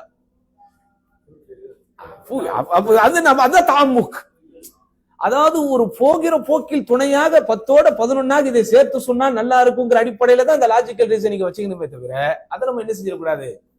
மெயின் ஸ்ட்ரீமுக்குள்ள கொண்டு வந்துடக்கூடாது. அதில் நம்முடைய அஹ்லு சுன்னா உலமாக்கள் ரொம்ப கவனமாக இருந்தார்கள். அதாவது அவர்கள் எழுதி வைத்திருக்கிற ஆய்வுகள், அல்லாஹ் அக்பர், பேச்சோடு பேச்சாக தர்க்க கலைக்கு அதே வடிவில் பதில் சொல்லலாமா, அதுக்கு எழுதி வச்சிருக்கிறாங்க பக்கம் பக்கம்.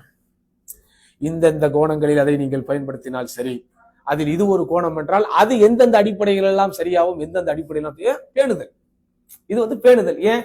நமக்கு மார்க்கம் தெளிவாக வழிகாட்டுதல்களை போட்டிருக்கிறது. அந்த வழிகாட்டுதல் தான் அல்லாஹ்வுடைய தூதர் தங்களுடைய சஹாபாக்களுக்கு தர்பியத்து கொடுத்தாங்க. அந்த சஹாபாக்கள் அடுத்து வந்த தலைமுறைக்கு அதுதான் சொன்னாங்க. அதனால நம்ம என்ன செய்யணும்? அந்த அடிப்படையிலேயே போய்விட வேண்டும். அதே போன்ற சகோதரர்களே, இந்த தர்க்க ரீதியாக நீங்கள் செய்யக்கூடிய விவாதத்தை பொறுத்த வரைக்கும் அதுல எந்த எதிர்பார்க்கப்பட்ட பயனும் ஏற்படாது. சரியா? அந்த தர்க்க ரீதியாக நீங்கள் விவாதம் செய்வதற்கு புறப்பட்டு போய் அதில் தோல்வி அடைந்து விட்டீர்கள் என்றால் அதில் வரக்கூடிய பாதிப்புகள் ரொம்ப பாரிய விளைவுகளை ஏற்படும். சரிதானா? இப்போ தர்க்க ரீதியாக நம்ம போகாம குரான், ஹதீஸ், சுன்னா, இந்த மரபு, அதபு அப்படின்னு நம்ம போகும்போது விடை தெரியாத சில வினாக்கள் வரும்போது அது நமக்கு பெரிய பாதிப்பு ஏற்படுத்தாது. சரிதானா? அப்படிதானா? இப்போ அதாவது மார்க்கம் மனிதர்களை சிந்திக்க தூண்டுகிறதுங்கிறதுல மாற்றுக்கிறதே கிடையாது. அது எது வரைக்கும்? அல்லாஹ்னு ஒரு இறைவனை இருப்பதை நீங்கள் ஏற்றுக்கொள்கிற வரைக்கும் தான். அல்லாஹ் இருப்பதை நீ கண்டுபிடிச்சு உள்ள வந்துட்டேன்னு சொன்னா அதுக்கடுத்து உன் வேலை என்ன? அந்த அல்லாஹ் என்ன சொல்றானோ அதை செய்யறது தான். இந்த அதாவது நீங்க அந்த பவுண்டரிக்கு வெளியே நிக்கிறீங்க, எனக்கு ஒரே குழப்பமா இருக்குது, அவங்க இதை வணங்குறாங்க, இவங்க இதை வணங்குறாங்க, இந்த முஸ்லிம்கள் நீங்க அல்லாஹ் வணங்குறீங்க எப்படின்னா, அப்ப அந்த மாதிரியான ஒரு வட்டத்திற்கு வெளியே நிற்கிற வரைக்கும் தான் ஓகே, நீ அவங்க பைபிளை படிச்சு பாரு, இவங்க இதையும் படிச்சு பாரு, எங்க குரானையும், இந்த மாதிரி உள்ள வந்துட்டதுக்கு அப்புறம் உன் வேலை ஒரே வேலை என்னது, அந்த அல்லாஹ் என்ன சொன்னான், அந்த அல்லாஹ் எப்படி உன்னை வாழ சொல்கிறான், அந்த அல்லாஹ்வுடைய தூதர் உனக்கு எப்படி வழிகாட்டுறாங்க அப்படி நீங்க என்ன செய்யணும், கொண்டு போகணும். அப்படிங்கிற அந்த விஷயத்தை நம்ம என்ன செய்யணும், கவனத்தில் கொள்ள வேண்டும், கருத்தில் கொள்ள வேண்டும். அடுத்து ஷேக் அவர்கள் இந்த தர்க்க ரீதியான விஷயங்களுக்கு முக்கியத்துவம் கொடுத்து நீங்கள் விவாதம் செய்யும் போது அது மேலும் மேலும் சண்டைகளையும் பிரிவினைகளையும் தான் என்ன செய்யும், ஏற்படும். எப்படி, உதாரணமா குரான் ஹதீஸ் தான் அடிப்படை, குரானும் சுன்னாவும் தான் அடிப்படை அப்படின்னு நான் விவாதம் செய்வதற்கு இறங்கினேன் என்றால், எனக்கு பிறகு என்னை பின்பற்றுபவருக்கு எதுதான் அடிப்படை, அவருக்கு பின்பு வரக்கூடியவருக்கு எதுதான் அடிப்படை, அப்போ எனக்கு முன்பு இருந்தவருக்கு அதுதான். அப்ப இங்க பிரிவினைகள் இல்லை. சரி, இதெல்லாம் ஒதுக்கி வச்சிருவோம், நம்ம விவாதம் வந்துட்டோம்னா நம்ம வேற மாதிரி தான் அப்படின்னு சொல்லி நான் லாஜிக்கலாக தர்க்க ரீதியாக ஒரு வாசலை திறந்து விட்டேன் என்றால், எனக்கு பக்கத்தில் இருப்பவர், எனக்கு அடுத்து வருபவர், அவர் இன்னொரு வாசலை திறப்பார், அவருக்கு அடுத்து வருபவர், அப்ப மேலும் மேலும் மேலும் மேலும் அது என்ன ஆகும், பிரிவினைகள் பெருசாகிக்கிட்டே போகும். இங்க நீங்க இந்த மரபில் இருக்கிற வரைக்கும் நீ ஹக்குல இருக்கிற, அவன் பாத்தில் இருக்கிறான். அந்த பாத்தில் எத்தனை வேணாலும் வரும், ஆனா ஹக்குல இருக்கிறவரு ஒரு ஆளா தான் இருப்பார், ஒரு நிலைப்பாடா தான் இருக்கும். ஆனா இங்கேயும் நீங்கள் அதை கொண்டு குழப்பிக் கொண்டால் இந்த ஹக்குல உள்ளவங்களும் என்ன ஆவாங்க. அதனால நீதி சொல்லும் போது பீதி கொள்ளாது. நம்ம பின்பற்றுபவர்கள் எண்ணிக்கை அப்படிங்கிற இப்போ நம்ம குறைவானவர்களாக இருந்தாலும் நம்ம என்ன செய்யக்கூடாது, நம்முடைய அந்த மரபை விட்டு கொடுக்காமல் நம்ம அந்த மன்ஹஜுக்குள் தான் இருக்க வேண்டும் அப்படிங்கிற விஷயத்த ஷேக் என்ன செய்யறாங்க, நமக்கு இது சொல்றாங்க. அதே போன்ற சகோதரர்களே, சரி, இப்ப தர்க்க ரீதியாக ஒருவர் இருக்கிறார் அப்படிங்கிறது தெரிஞ்சிருச்சு, அப்போ அவரோட நம்ம விவாதமே பண்ணக்கூடாதா அப்படின்னா அதுல ஒரு விதிவிலக்கு இருக்கு. என்ன விதிவிலக்கு, அவனுடைய மன்ஹஜ் தர்க்க ரீதியாக செய்யணுங்கிற விஷயத்துலதான் இருக்குதே தவிர, பட் அவனுடைய உள்ளமைனா என்ன, அவனுடைய உள்ளத்தில் உள்ள அந்த எண்ணம் சத்தியத்தை தேடுவதாக இருக்குது அப்படின்னா நீங்க அவங்களோட போய் தர்க்கம் பண்ணலாம். அப்போ அதோட நோக்கம் தான் என்ன செய்யுது, வித்தியாசம். முதல்ல நீங்க என்ன செய்யணும், மஸ்லஹா மஃப்ஸதா, இவர்களிடத்துல நம்ம தர்க்கம் செய்வது, விவாதம் புரிவது நன்மைகளை தருமா தீமைகளை தருமா அப்படிங்கிறத கவனிக்கணும். தீமைகளை விட நன்மையை தருது அப்படிங்கிற ஒரு விஷயத்துக்கு நீங்க உடன்பட்டீங்கன்னா தான் நீங்க அடுத்த கட்டத்துக்கு போகணும். அதே போன்று அவரிடத்துல என்ன செய்யணும், அந்த சாஹிபு சுபஹா, அந்த சந்தேகம் கொண்ட நபர், அந்த தர்க்கத்திற்கு வரக்கூடிய நபர் தாலிபன் லில் ஹக்கி, சத்தியத்தை தேடக்கூடியவராகவும், முன்காதன் லஹு, அந்த சத்தியத்திற்கு கட்டுப்படக்கூடியவராகவும் அவர் இருக்க வேண்டும்.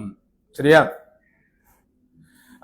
இமாம் இப்னு அவுன் ரஹிமஹுல்லா அவங்க இமாம் முஹம்மது இப்னு சீரின் ரஹிமஹுல்லா சொன்ன கருத்தை இங்க கோட் பண்றாங்க. எப்படி, சமிஅது முஹம்மது இப்னு சீரின் யுன்ஹி அனில் ஜிதாலி இல்லா ரஜுலன் இன் கல்லம்தஹு தமஅத ஃபீ ருஜூஇஹி. அதாவது இமாம் இப்னு சீரின் ரஹிமஹுல்லா யாரோடும் விவாதம் செய்ய மாட்டார்கள், ஒரே ஒரு நபரை தவிர. எந்த நபர், அவரிடத்தில் நீ பேசினால் அவர் சத்தியத்தின்பால் திரும்புவார் என்கிற உனக்கு நம்பிக்கை எப்போது ஏற்படுமோ அப்பதான் நீங்க என்ன செய்யணும், அவரிடத்துல நீங்க தர்க்கம் புரியணும் அப்படின்னு இமாம் இப்னு சீரின் ரஹிமஹுல்லாஹ்வுடைய கருத்து இங்க போதிக்கிறாங்க. அதே போன்று இரண்டாவது விஷயம் ஏற்கனவே நம்ம பார்த்ததுதான், எந்த இடத்தில் தர்க்கம் செய்வது ஆகுமாக்கப்படுகிறது என்றால், தர்க்கம் செய்யாமல் விட்டுவிட்டால் குழப்பங்கள் இன்னும் பெருகிடும், விவாதம் புரிந்து இதற்கு ஒரு முடிவு கட்டாவிட்டால் பெரும்பான்மையான மக்கள் அசத்தியத்தின் பின்னால் போய்விடுவார்கள் அப்படிங்கிற ஒரு அச்சம் இருந்தா அங்க நீங்க என்ன செய்யலாம், தர்க்கம். இததான் ஷேக் அவர்கள் இமாம் அஹ்மது இப்னு ஹம்பல் அவங்களோட வாழ்க்கையில நடந்ததை உதாரணமா கொண்டு வராங்க. கமா ஃபஅல அல் இமாம் அஹ்மது ஃபி ஃபித்னத்தில் கௌலி பி ஹல்கில் குர்ஆன், குர்ஆன் படைக்கப்பட்டது என்கிற அந்த கூற்றுக்கு எதிரான அந்த ஃபித்னாவில் இமாம் அஹ்மது இப்னு ஹம்பல் செய்த விவாதம் இது. சரிதானா? முதல்ல இந்த குர்ஆன் படைக்கப்பட்டது அப்படிங்கிற சிந்தனையே அவங்களுக்கு வருது. முதல்ல இது இப்படியே ஒரு விஷயம் ரைஸ் ஆகணும்.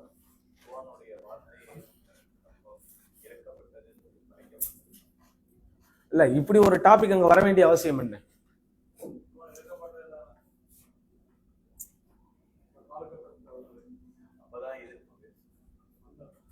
அதாவது என்ன அப்படின்னு சொன்னா,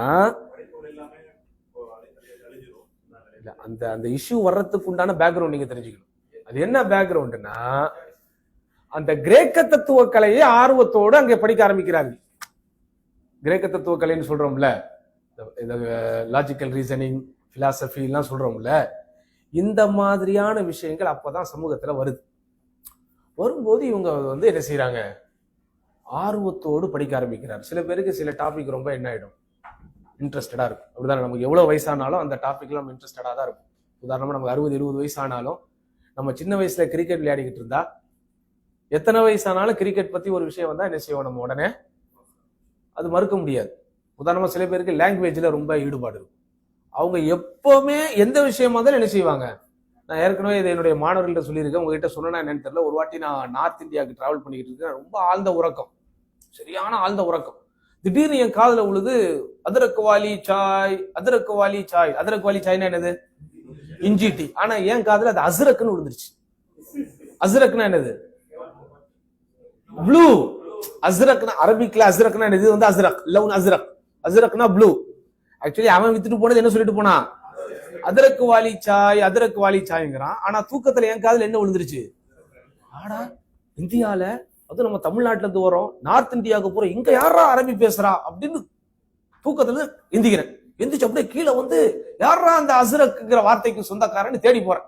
கிட்ட போனவனதான் மைனூட்டா காதுல விழுது, என்னது அதிரக்குங்கிறான். எனக்கு அதிரக்குனா என்னன்னு தெரியல. அதிரக்கு அப்புறம் தான் சொல்றாங்க அதிரக்குனா இஞ்சி. அப்ப இஞ்சி டீயா அவர் சொல்லிட்டு போறாரு, அதிரக்கு வாலி சாய், அதிரக்கு வாலி சாய்னு. ஆனா நம்ம அரபி சார்ந்த விஷயத்துல ஆர்வமா இருக்கும்போது அந்த அதிரக்கு கூட என் காதுல எப்படி விழுது, அஸ்ரக்குன்னு விழுது. அஸ்ரக்குனா என்னது, ப்ளூ. எதுக்கு சொல்ல வர அப்படின்னு சொன்னா, யாருக்கு எதுல இன்ட்ரெஸ்டோ அதுல அவங்க என்ன செய்வாங்க, அது பின்னாடியே போவாங்க. இதை நான் ஒரு ஆள்கிட்ட சொல்லிட்டேன். அவர் அதை வச்சு ஒரு லெக்சர் எடுக்கிறார். அவர் ஒரு ப்ரொஃபசர். அவர் சொல்றாரு, இதே மாதிரி இந்த ரயில்வே ஸ்டேஷன்ல காஃபி காஃபின்னு சொல்லிட்டே போவான் சில பேர். இது எல்லாரு காதுலயும் விழும். ஆனா ஒவ்வொருத்தரும் அதை எப்படி எடுப்பாங்கிறதெல்லாம் விஷயம் இருக்கு. ஒரு இங்கிலீஷ் டீச்சர் அதை எப்படி எடுப்பாரு, காஃபின்னு சொன்னாரு, இந்த எஃப் சைலன்ஸா இல்லையா, ஒரு எஃப்ஆ 2 எஃப்ஆ, அந்த விஷயத்தை பத்தி அவரு யோசிப்பார். ஒரு மேக்ஸ் டீச்சர் எப்படி எடுப்பாரு, ஒரு காஃபி சொன்னானா, 2 வாட்டி சொன்னானா, 3 வாட்டி சொன்னானா அப்படின்னு அவர் கவுண்ட் பண்ண ஆரம்பிப்பார். ஒரு சயின்ஸ் டீச்சர் எப்படி எடுப்பாரு, என்னென்ன போட்டிருப்பான். ஒரு ஹிஸ்டரி டீச்சர் எப்படி எடுப்பாரு, இந்த காஃபிங்கிறது அவன் பாருங்க காஃபி காஃபின்னு அவன் பாட்டுக்கு சொல்லிட்டு போயிருவான். ஆனா அது யாருடைய காதுகளில் எல்லாம் விழுகிறதோ அது அவங்க என்ன செய்வாங்க, அவரவர்கள் எந்தெந்த துறையில் இருக்கிறார்களோ அந்தந்த துறைக்கு ஏத்த மாதிரி. இது not only subject related persons, ஒரு பொதுமக்களே, சுகர் பேஷண்ட், ஆஹா காஃபி குடிக்கணும் போல இருக்கு, ஆனா நான் போன சர்க்கரையை போட்டு வச்சிருப்பானே அப்படின்னு இவன். இன்னொருத்தன் சர்க்கரை இல்லாம இந்த காஃபியை குடிக்கவே முடியாதேன்னு அவன், ஐயோ நேத்து இதே மாதிரிதான் ஒரு ரயில்வே ஸ்டேஷன்ல காஃபி வாங்கிட்டேன், ஏண்டா வாங்கணும்னு அவன். அப்போ ஒரு வார்த்தை தான், ஆனால் அந்த வார்த்தை உண்டாக்குகிற அதிர்வலைகளை பொறுத்த வரைக்கும் அது எப்படி இருக்கும், பாரவாளாக்கி கொண்டே போகும். அப்ப அந்த மாதிரி தான் கிரேக்க தத்துவ கலையை படிக்கிறவர்கள் சாமானியர்களாக இருக்கிற வரைக்கும் பிரச்சனை இல்லை. அதே ஒரு ஆட்சியாளர்கள் படிக்கும்போது என்ன ஆகும், அவங்க அடுத்த நாள் அதை இம்ப்ளிமெண்ட் பண்ண வைப்பாங்க. நீங்க பாருங்க, தகுதியில் உள்ளவர்களும் சாதாரண மக்களும் ஒரு விஷயம் அவர்களிடத்துல கிடைக்கும் போது அது வேறுபடும், வித்தியாசப்படும். வெளிநாட்டுக்கு அப்படியே நம்மால் ஒரு டூரா போவார், எங்கிட்டாவது ஒரு ஏர்போர்ட்ல ஏதாவது ஒண்ணு பார்த்துருவாரு, அடுத்த நாள் உடனே அது சட்டம் அப்படின்னா என்ன ஆகும். அதனாலதானே நாடுகள் அங்கங்க நாசமாகுது. அப்போ அந்த இடத்தில் ஆட்சியாளர்களாக இருந்தவர்கள் இந்த கிரேக்க கலையின் பால் ஈர்க்கப்படும் போது அவங்களுக்குன்னு சில ஆஸ்தான குருமார்கள் இருப்பாங்கல்ல, அவங்க கிட்ட எல்லாம் இதை டிஸ்கஸ் பண்ண ஆரம்பிக்கிறாங்க. யாராக இருந்தாலும் சகோதரர்களே, இந்த கலை, அறிவியல், மொழி, இலக்கணம், இலக்கியம் என்று வரும்போது அவர்களுடைய துறைக்கு வெளியே ஒரு பொதுவான ஒரு ஈடுபாடு இருக்கும். நீங்க ஒரு ஸ்போர்ட்ஸ் மேனா இருந்தா, நீங்க கம்பெனி நடத்தினா கூட அது ஒரு போக்கு போய்கிட்டு இருக்கும். ஆனா நீங்க யாராவது ஒரு ஸ்போர்ட்ஸ் மேனை பார்த்துட்டா, விளையாடிட்டு 4 பேரை பார்த்துட்டா நீங்க என்ன செய்வீங்க, அவர்கிட்ட உட்காந்து ரொம்ப நேரம் பேசுவீங்க. உங்களுடைய டைமுக்காக நிறைய பேர் காத்திருப்பாங்க, உங்ககிட்ட ஒரு மீட்டிங் போடுறதுக்காக நிறைய பேர் காத்திருப்பாங்க. ஆனா உங்களுக்கு பிடிச்ச துறையில் 4 பேரை நீங்கள் தரையில் பார்த்து விட்டால் அவங்க கூப்பிடாம என்ன செஞ்சிருவீங்க நீங்க அங்க போய். அப்போ அந்த தத்துவ கலையால் ஈர்க்கப்பட்ட அந்த அரசர்கள் தங்களை சார்ந்த சில பேரிடத்துல இதை பத்தி இன்ட்ரெஸ்டா பேசும்போது, அல்லாவை அஞ்சி அறிஞர்களை தவிர மத்தவங்க எல்லாம் யாருக்கு தான் ஆமா போடுவாங்க, ஆமா ஆமா நீங்களும் படிச்சிட்டீங்களா, நீங்க அரசரா இருந்து கூட இந்த புக்கை படிக்கிறீங்களா, மோஷம் நீங்க எவ்வளவு பெரிய ஆளு, நீங்க உங்களுக்கு முன்னாடி எவ்வளவு பேர் இந்த சீட்ல உட்கார்ந்து இருக்கிறாங்க, யாருக்கு இதை பத்தி நாலேஜே இல்லையே, பயங்கரமான ஆளு நீங்க, நீங்க வெறுமனே அரசர் கிடையாது, நீங்க பெரிய பேராசிரியர் அப்படின்னு அவங்க என்ன பண்ணுவோம், ஓகே ஜும்மா குத்துபாவில் இதை பற்றி பேசுங்கள்னு அவர் சர்க்குலர் அனுப்பிடுவார். அப்ப அஹ்லு சுன்னாவுடைய அறிஞர்கள் என்ன செய்வாங்க, ஏன்னா இது அடிப்படையில் தப்பு. குர்ஆன் அப்படிங்கிறது கலாமுல்ல, அல்லாஹ்வுடைய பேச்சு. அப்போ அல்லாஹ்வுடைய ஒரு பேச்சை அல்லாஹ்வின் படைப்பு அப்படின்னு சொல்லிட்டீங்கன்னா அப்ப அல்லாஹ்வே நீங்க என்ன ஆக்குற மாதிரி, அப்போது அடிப்படையில் இது முரண்படுகிறது. அப்போ அதனால எவ்வளவோ விளக்கங்கள் கொடுக்குறாங்க. கடைசியில் அஹ்லு சுன்னாவுடைய அறிஞர்களாக இருப்பவர்கள் கூட அந்த அரச பயங்கரவாதத்தின் காரணத்தினாலோ அவர்கள் அடக்குமுறையின் காரணத்தினாலோ இந்த கருத்தை எடுத்து பேச முடியாமல் மௌனமாக அமைதியாக இருந்து விடுகிறார். இமாம் அஹ்மத் இப்னு ஹம்பல் தான் கடைசி வரைக்கும் போராடுகிறார். இன்னும் இந்த வரலாறுலாம் சகோதரர்களே படிக்கும். அறிஞர்கள் ஒரு நடமாடும் சின்னங்கள், மார்க்கத்திற்கான நடமாடும் சின்னங்கள். அதாவது ஒரு பெரும் கூட்டத்திற்கு மத்தியில இமாம் அஹ்மத் இப்னு ஹம்பலை பெரிய சாட்டையை வச்சு அடிக்கிறாங்க. முதலாவது அடி விழும்போது அவர் லா இலாஹ இல்லல்லாஹ் என்கிறார். இரண்டாவது ஒரு அடி விழுகிறது, அதே போன்று அல்லாஹ்வை புகழ்கிறார். தொடர்ச்சியா அடி விழுந்துகிட்டே இருக்கு. தாங்கவே முடியாத ஒரு மயக்கம் போட்டு விழப்போகிற ஒரு அடி விழும்போது அல் குர்ஆனு கலாமுல்லாஹ் அப்படின்னு சொல்லி விழுகிறார். குர்ஆன் மஹ்லூக் அல்ல, கைர மஹ்லூகின், அது படைக்கப்பட்டதல்ல, அது இறக்கப்பட்டது அப்படின்னு சொல்லி அப்படியே மயக்கம் போட்டு அடைஞ்ச அப்புறம் அவருடைய தம்பி ஆட்சியாளராக வராரு. அவர் கொஞ்சம் மாஷா அல்லாஹ் ஆதாரங்களின் அடிப்படையில் மார்க்கத்தை அணுக வேண்டும் என்கிற ஒரு நிலைப்பாட்டுக்கு வந்த உடனே அவரு திரும்ப இந்த விவாதங்கள் எல்லாம் ஏற்பாடு பண்ணும்போது அஹ்மத் இப்னு ஹம்பல் எடுத்து வைக்கக்கூடிய அடுக்கடுக்கான ஆதாரங்களுக்கு அவர்களால் பதில் சொல்ல முடியாமல் அல் குர்ஆனு மஹ்லூக், குர்ஆன் படைக்கப்பட்டது அப்படிங்கிற அந்த கருத்து அரசாணை பிறப்பிக்கப்பட்டு வாபஸ் செய்யப்பட்டுச்சு. அப்போ ஒரு பேர் எனக்கு மறந்து போச்சு, கலீஃபா மாமூனா அமீனான்னு தெரியல. அவர் அப்போ இமாம் அஹ்மத் இப்னு ஹம்பல் அந்த சாட்டையடி வாங்கி அடி எந்த அளவுக்கு அவருக்கு ஒரு பெரிய பாதிப்புகள் ஏற்படுத்துச்சுன்னா, எந்திக்கும் போதும் உட்காரும் போதும் ஒரு வழியில ஒரு கத்துவார். ஒரு சில வயிற்று வலி இருக்கும், அந்த வயிற்று வலி நம்ம கிட்ட இருந்துகிட்டே இருக்கும். நம்ம எந்திக்கும் போது உட்காரும் போது அது என்ன செய்யும், நமக்கு ஒரு பாதிப்பை தரும். அது போன்ற அந்த அவர் வாங்கி அந்த சாட்டை கட்டி அவர் உட்கார்ந்தா, எந்திச்சா, படுக்க போகும்போது, படுக்கிறது, எந்திக்கும் போது அந்த வலி அவரை விண்ணு விண்ணு விண்ணு என்று அந்த வலி அவருக்கு ஒரு வேதனையை கொடுத்துக்கிட்டே இருக்கு. ஆனா உடனே அவர் சொல்றாரு, என் தம்பி இந்த மாதிரி தப்பு பண்ணிட்டாரு, அல்லாவுக்காக நீங்க அவரை மன்னிச்சிருங்க அப்படின்னு சொன்னோன்னே, நான் அல்லாவுக்காக அவரை மன்னித்து விட்டேன் அப்படின்னு இமாம் அஹ்மத் இப்னு ஹம்பல் சொல்லிட்டு, எப்பெல்லாம் அந்த வலியோட உணர்வாரோ, இப்போ நமக்கு ஒரு வலி உடம்புல வரும்போது நம்ம என்ன சொல்லிக்கிட்டு எந்திப்போம், அல்லாஹ் அப்படின்னு சொல்லி எந்திப்போம்ல, அல்லாஹ் அக்பர் அப்படின்னு சொல்லுவோம். சில பேர் லா ஹவ்ல வலா குவத்த இல்லா பில்லான்னு சொல்லுவோம்ல. இவர் அந்த வலியோட எந்திக்கும் போது அல்லாஹ் அந்த கலீஃபாவை மன்னித்து விடு அப்படின்னு சொல்லி எந்திப்பார். திரும்ப உட்காரும் போது அதே மாதிரி வலி வரும், அல்லாஹ் அந்த கலீஃபாவை மன்னித்து விடு. ஏன், நான் படுகின்ற இந்த வலி வேதனையின் காரணமாக அவர் செஞ்ச தப்புக்கு நீ அவர் என்ன செய்யக்கூடாது, ஏன்னா அவர் அண்ணன் கிட்ட நான் வாக்கு கொடுத்துட்டேன், என்னன்னு, நான் அவரை மன்னித்து விட்டேன். அதான் உலமாக்கள், அதான் உலமாக்கள். இப்படிப்பட்ட உலமாக்கள் எங்களுக்கு வேண்டாம், இந்த அறிஞர்கள்லாம் எங்களுக்கு வேண்டாம் அப்படின்னு அவர்களை தூக்கி போடுவது சகோதரர்களே எவ்வளவு பெரிய ஒரு அபாண்டம், எவ்வளவு பெரிய ஒரு அயோக்கியத்தம்.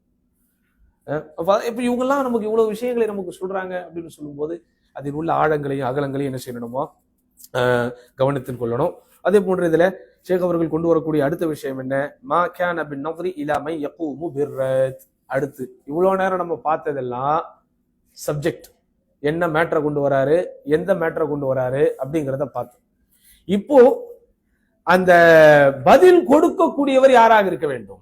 இவ்வளவு நேரம் நம்ம பார்த்ததெல்லாம் யாரை பத்தி, செகண்ட் பர்சன், அவர் எப்படி இருக்கணும், அவர் கொண்டு வர்றது நல்ல இன்டென்ஷன்ல கொண்டு வராரா, அல்லது தன்னுடைய வாத திறமையை நிலைநாட்ட வேண்டும் வராரா, அல்லது சமூகத்திலே பிரபல்யத்தை பெறணும்னு வராரா, யாருமே பேசாத புதிய டாபிக் நான் கொண்டு வர்றேன் அப்படின்னு ஒரு ஒரு ஷஹரத்தை அல்லது ஒரு புகழை பெறுவதற்கு வர்றாரா, அல்லது ஒரு கொண்டு வர டாபிக் உண்மையிலேயே வர்த்லெஸ்ஸா வர்த்ஃபுல்லா அப்படிலாம் பார்த்தோம். இப்போ முக்கியமான சப்ஜெக்ட், மறுப்பு கொடுக்கக்கூடியவனர், நான் மறுப்பு கொடுக்கறதுக்கு நான் அதுக்கு தகுதியா இல்லையா, யாரு தகுதி, எப்ப தகுதி அப்படிங்கிறத ஷேக் அவர்கள் விளக்குறாங்க. ரொம்ப லென்த்தா போய்கிட்டு இருக்க, எங்க ஷேக் அவர் பாட்டுக்கு. இப்ப பேஜ் நம்பர் 23. ஒரு மணி நேரம் பயான் பண்றதுக்கு கூப்பிடுற மாதிரி கூப்பிட்டுட்டு காலையில உட்கார வச்சார் நம்மள. சரி, பிஸ்மில்லா. மா கான பின் நஃரி இலா மை யகூமு பிர்ரத். மறுப்புகளை சொல்லக்கூடியவருக்கு இருக்கக்கூடிய தகுதிகளும் அதில் கவனிக்க வேண்டிய விஷயங்களும் என்ன. அதுல ஷேக் அவர்கள் முதன்மையாக இமாம் மாலிக் இப்னு அனஸ் ரஹிமஹுல்லாஹ் அவர்களுக்கு கருத்தை என்ன செய்யறாங்க, கோடிட்டு காட்டுறாங்க.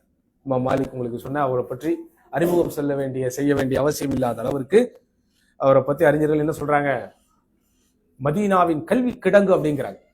ஸ்டோர் ஒரு வாட்டி அவங்க படிச்சு சேகரிச்சுட்டாங்கன்னா அது அவங்க கிட்ட அப்படியே இருக்கும். அந்த அளவுக்கு மாஷா அல்லாஹ் கல்வி கடலாக திகழ்ந்த இமாம் மாலிக் அவர்களுடைய மோத்தாவை இயற்றிய மாலிக் தான். அவங்க சொல்றாங்க, லா யருது அலைஹிம் இல்லா மன் கான ضابطا عارفا بما يقول لهم. அதாவது மறுப்பு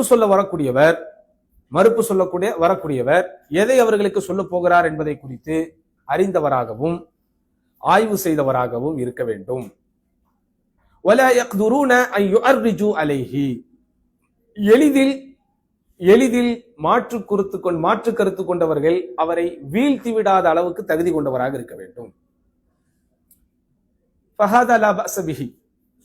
வாதத்திறமையின் காரணத்தினால் அவர் வீழ்த்தப்படுவார் அப்படிங்கிறது பரவாயில்லதான். இருந்தாலும் இது இமாமுடைய ஸ்டேட்மெண்ட். இருந்தாலும்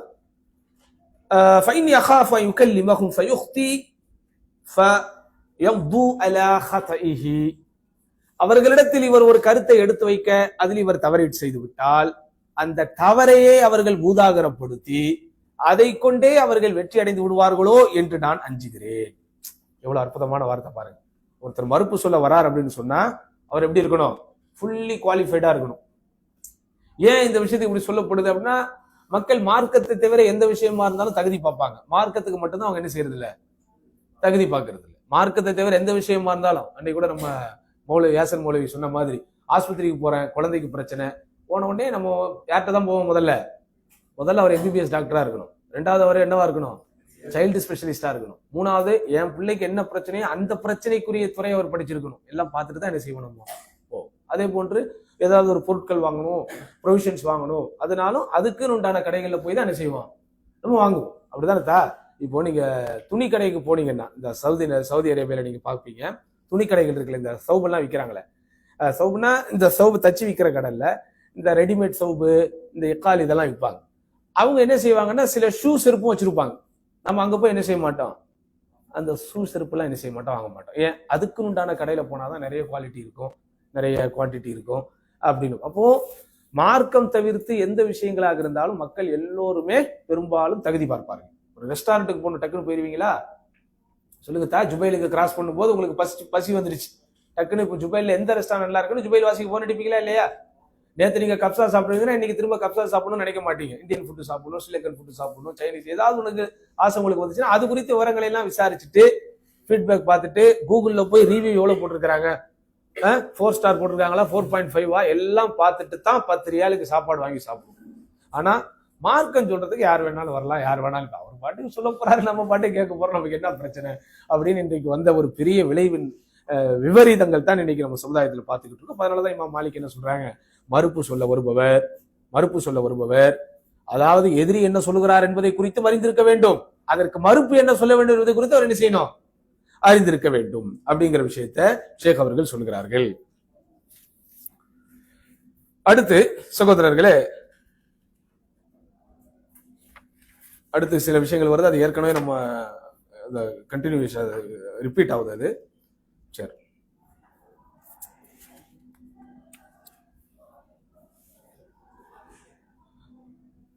சரி. அடுத்து இன்னொரு விஷயத்தை நடுவில் ஷேக் அவர்கள் சொல்கிறார்கள்,